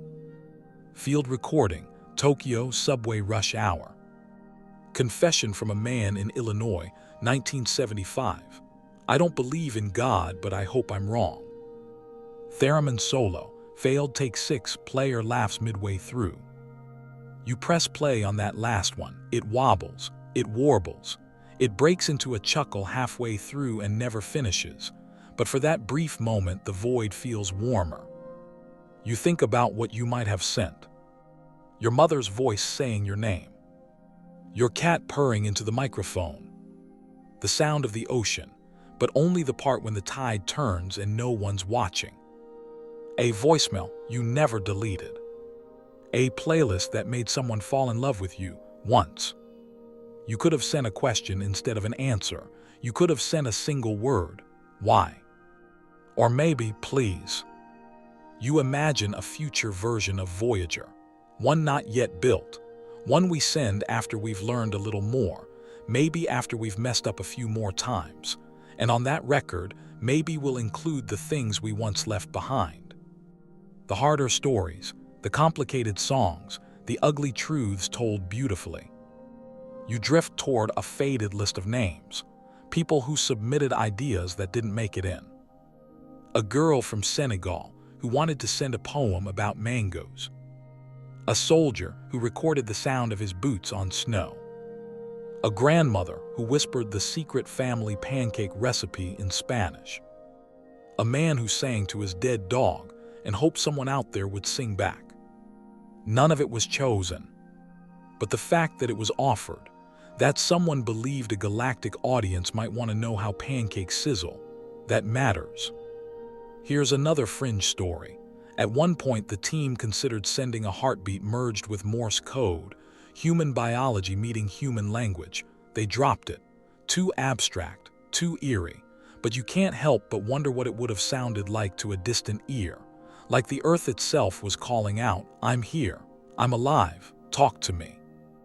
You drift now through silence again, past the unsent, the unspoken, the unsung.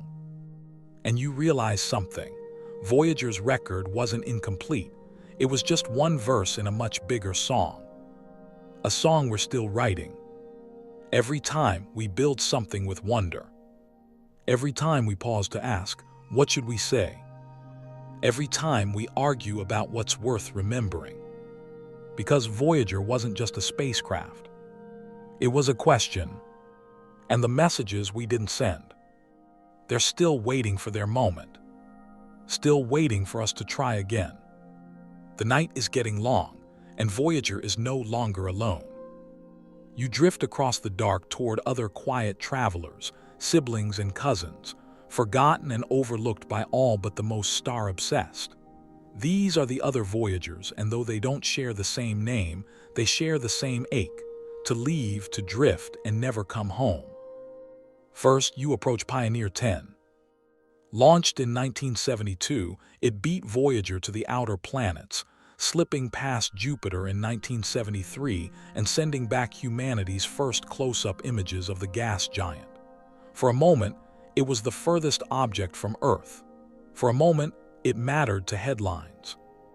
You pass near its plaque, simpler than Voyager's record but bolder in its own way.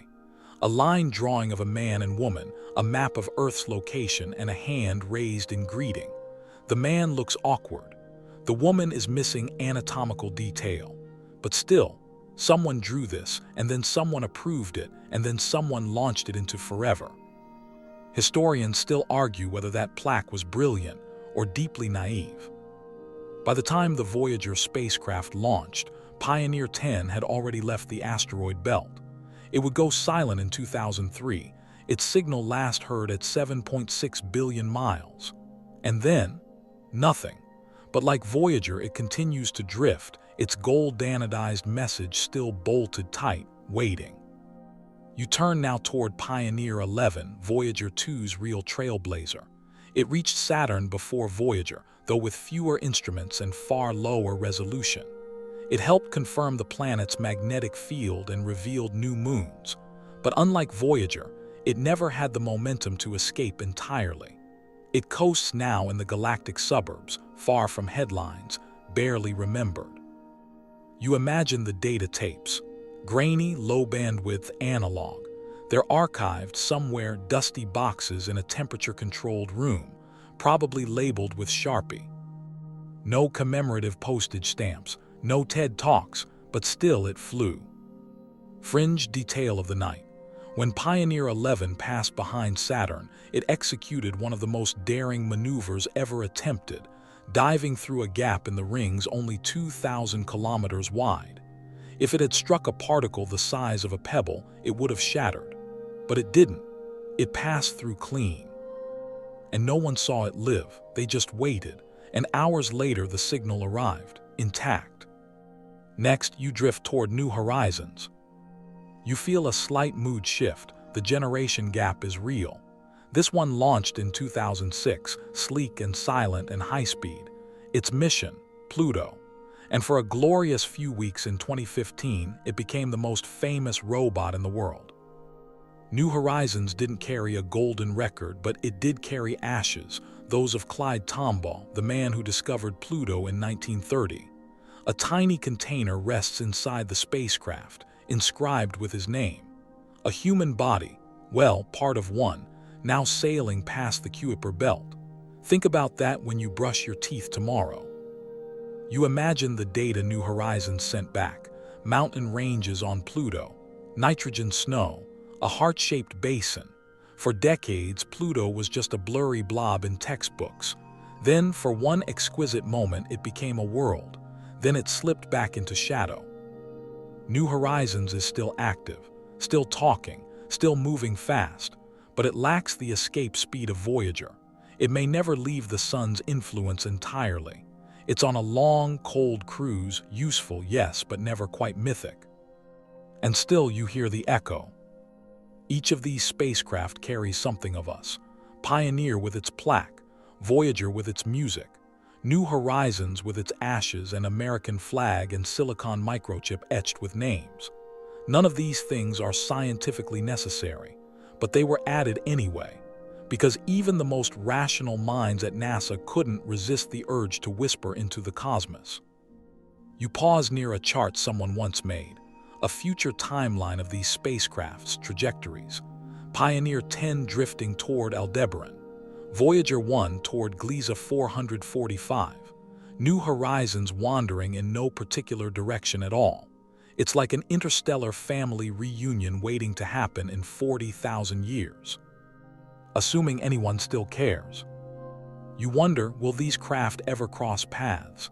Not literally, space is too big, the odds too low, but narratively. Will someone or something piece together their stories, connect the signals, find the breadcrumbs?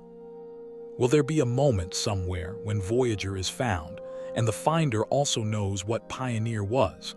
That New Horizons had a cousin, that this wasn't just one spacecraft but a species-wide urge. Here's something else to keep you cozy tonight. Some of these trajectories have already crossed paths with the Voyager Interstellar Message Project. Not a NASA program, but a small grassroots group that catalogs and preserves every scrap of data, every memo, every diagram. They believe that someday, someone will need a Rosetta Stone for the Voyager record, and they're building it now, just in case. You hover near an imagined museum of the future, maybe on Mars, maybe on a ship orbiting Proxima Centauri. Inside, replicas of the Golden Record, the Pioneer plaque, the trajectory diagrams, and the last known signal logs. A single caption etched beneath them: they were curious. And then maybe nothing. Maybe these spacecraft continue into the dark, touching nothing, seen by no one. Just orphans of ambition, slipping into quiet eternity. But even then, especially then, they matter.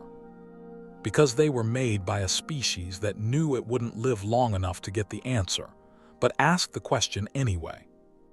You return now to Voyager 2, still sailing, still ahead, still unclaimed. It doesn't know what happened to Pioneer, doesn't care. Machines don't mourn, but you do, a little. And maybe that's the point. You're floating on the edge of time now, not a cliff, but a glide slope into the infinite. Voyager 2 sails forward, slower now only in our minds, because out here, velocity loses meaning. There's no friction, no weather, no turbulence, just momentum, memory, and a power supply curling into its final decimals. This is the long sleep ahead. The spacecraft has no destination. That's not how this works. It isn't aiming for a star. It's simply continuing. Think of it as an unanchored hourglass, its grains no longer falling, just suspended. You're riding along beside it as systems go dark, one after another. There's no panic, no alarms, just the steady hum of decay, like a song slowly removing its own instruments. The heaters are off now. The bus is cooling. The hydrazine in the thruster lines may one day freeze, but for now, Voyager still manages an occasional pivot, a last-minute tweak to keep its antenna aimed at Earth. It's doing what it was told to do decades ago with no improvisation, just stubborn grace. And you realize something strange. Voyager 2 doesn't actually know that Earth exists anymore. The signal it receives is too weak. It can still send, but it can't hear. One-way conversation, a monologue into the dark. Kind of like a prayer. Historians still argue whether it's worth keeping up communication after two-way contact fails. But the consensus is this: even a signal with no reply has meaning. Even silence deserves a listener. You begin to picture what the future holds, not in decades but in eons. 10,000 years from now, Earth's languages will have changed. New continents may have risen. The names Voyager, NASA, and even America might be artifacts of a mythic past, and yet Voyager will still be moving. 1,000,000 years from now, the craft will have crossed the gap between the Sun and the nearest star systems, though nowhere near entering one. It will have passed countless particles, maybe a few frozen rocks, possibly even the outskirts of long-extinct civilizations we never knew existed. And in 1,000,000,000,000 years, yes, really, Voyager might still be intact, orbiting the dark husk of the Milky Way's remains, long after every star has burned out, including the Sun. It will still be cold, still gold, still technically ours. Let that settle into your bones. There's a word for this, though no one uses it much outside of classrooms: cosmological longevity. Voyager is our first experiment in it. Not just how long something can function, but how long something can matter. Here's a little fringe thought to wrap around your pillow tonight. Voyager might one day be absorbed by a white dwarf, or flung into a rogue gas giant, or tumble through the magnetosphere of a star we've never seen. And if any of those things happen, no one will be there to know. The universe doesn't do commentary. But Voyager doesn't need witnesses to be significant. You float now beside the golden record long after its audio has stopped. The stylus is still there, the copper plating still polished, though dulled by micrometeorites. Somewhere on its surface is encoded the spin rate of hydrogen atoms, the location of pulsars, the recorded heartbeat of Andruyan, and the quiet whisper of a child's voice saying, "Hello from the children of planet Earth." You ask yourself, will anyone ever play it? And then you ask yourself something quieter. Does it matter if they do? Because maybe the act of sending was always the point.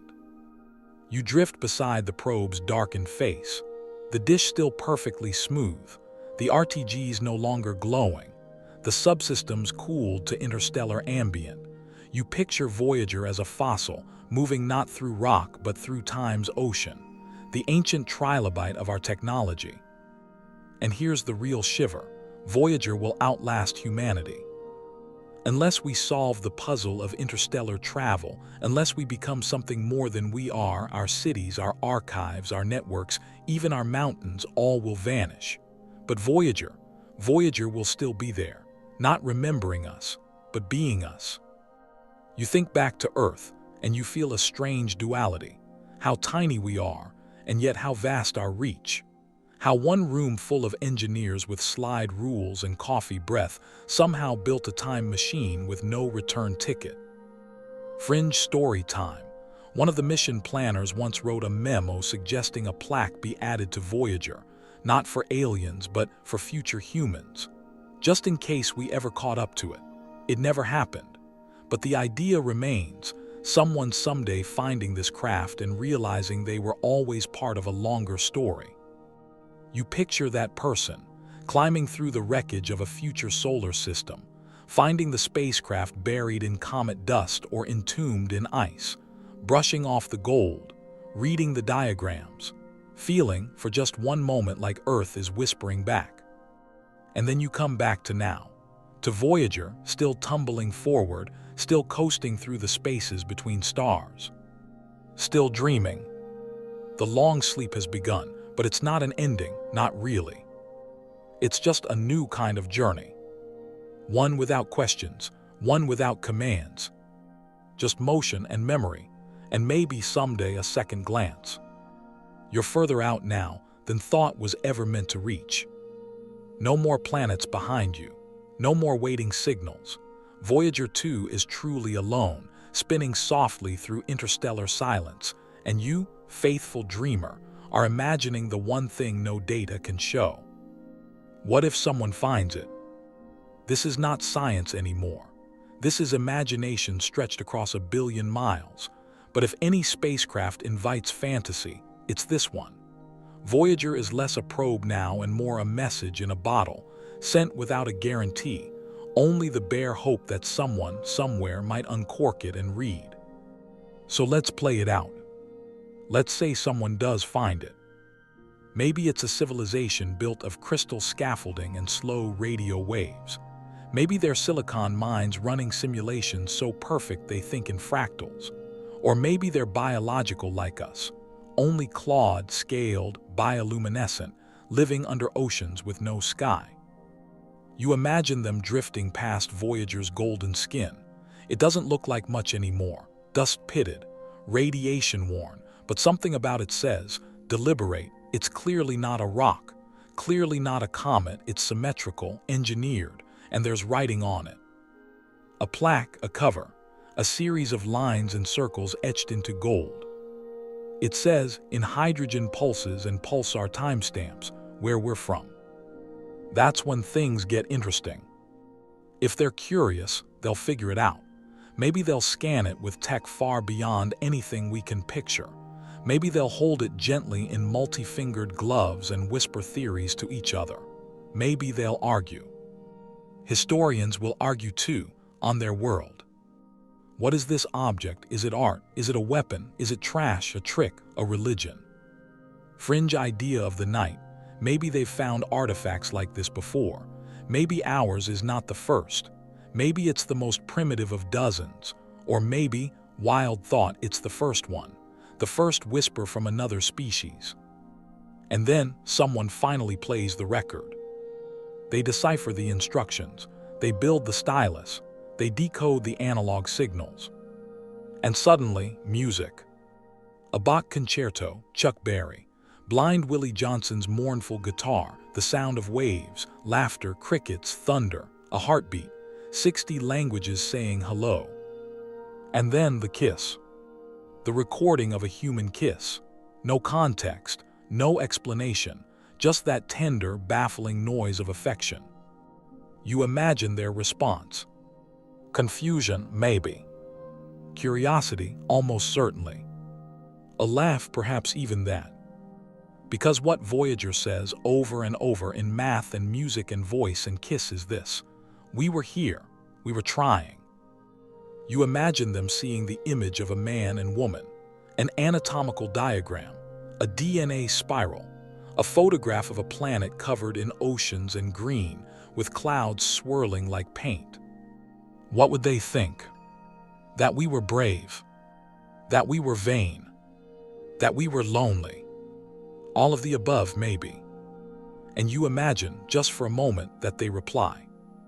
Not in a way we'd understand, not quickly, not soon, maybe not ever, but they decide to respond. They send something back, another record, another message. It takes 40,000 years to arrive. By then we're gone, or we've changed, or we've moved on, or we've become something Voyager would no longer recognize. Still, someone finds it, dusts it off, plays it, and hears themselves, reflected in something alien. This chain of messages, stretching across millennia, not a conversation exactly, but an echo. Here's your strange bedtime detail. The chances of any of this happening are so infinitesimally small they're functionally zero. Voyager's record will most likely never be found. The vastness is too vast, the odds too laughable. And yet, we sent it. Because that's who we are. We send things, even when no one asks. We wave at the sky even when we don't know if anyone's watching. We write messages in bottles. We scribble "I was here" on the walls of time. You hover now beside Voyager, wondering, not if it will be found, but if it already has. Maybe it was intercepted centuries ago by a quiet intelligence that chose to leave it untouched, like a museum exhibit. Maybe it's being carried now by an interstellar scavenger that doesn't recognize it as more than debris. Maybe it passed through a field of dark matter that scanned it, recorded it, and kept drifting. Or maybe, most quietly of all, it will simply coast forever. A silent testament, not a voice but a presence. A few kilograms of wires and gold and hope, moving endlessly through a place that doesn't care but allows it anyway. There's something freeing in that. Voyager doesn't demand to be found. It doesn't shout. It doesn't chase. It simply goes. And if someone does find it, they won't find a threat. They'll find a mixtape, a gallery, a love letter, a whisper. They'll find you. You've come full circle now, and Voyager is no longer a spacecraft. It's a myth, a story, a symbol etched not just into the outer solar system, but into us. And the strange part, you don't have to be an astronomer to feel it. Voyager has filtered into the culture in quieter, weirder, and oddly tender ways. Welcome to Voyager in myth and memory.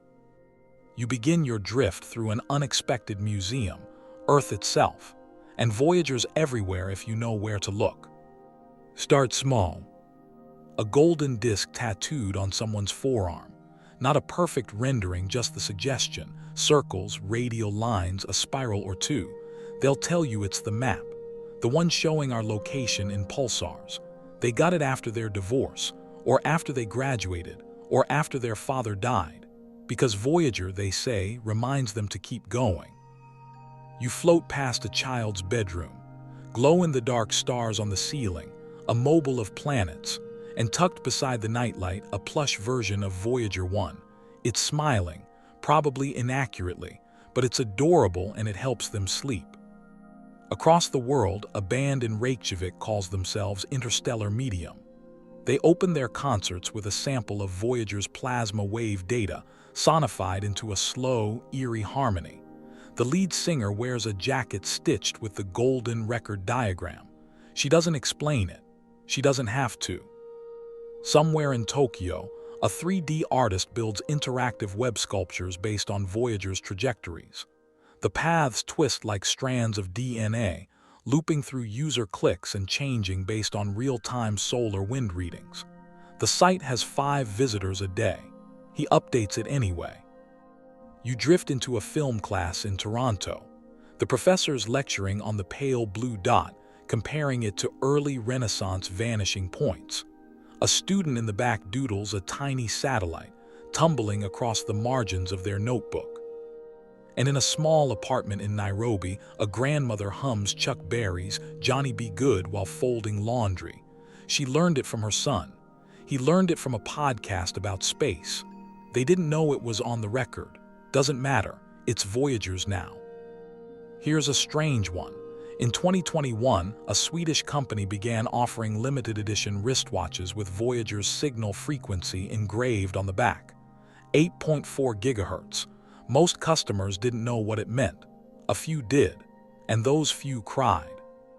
And then there are the dogs. Yes, the dogs. Across the world there are dozens, maybe hundreds of dogs named Voyager. You spot one now, a gangly mutt chasing a tennis ball in a sun-drenched park.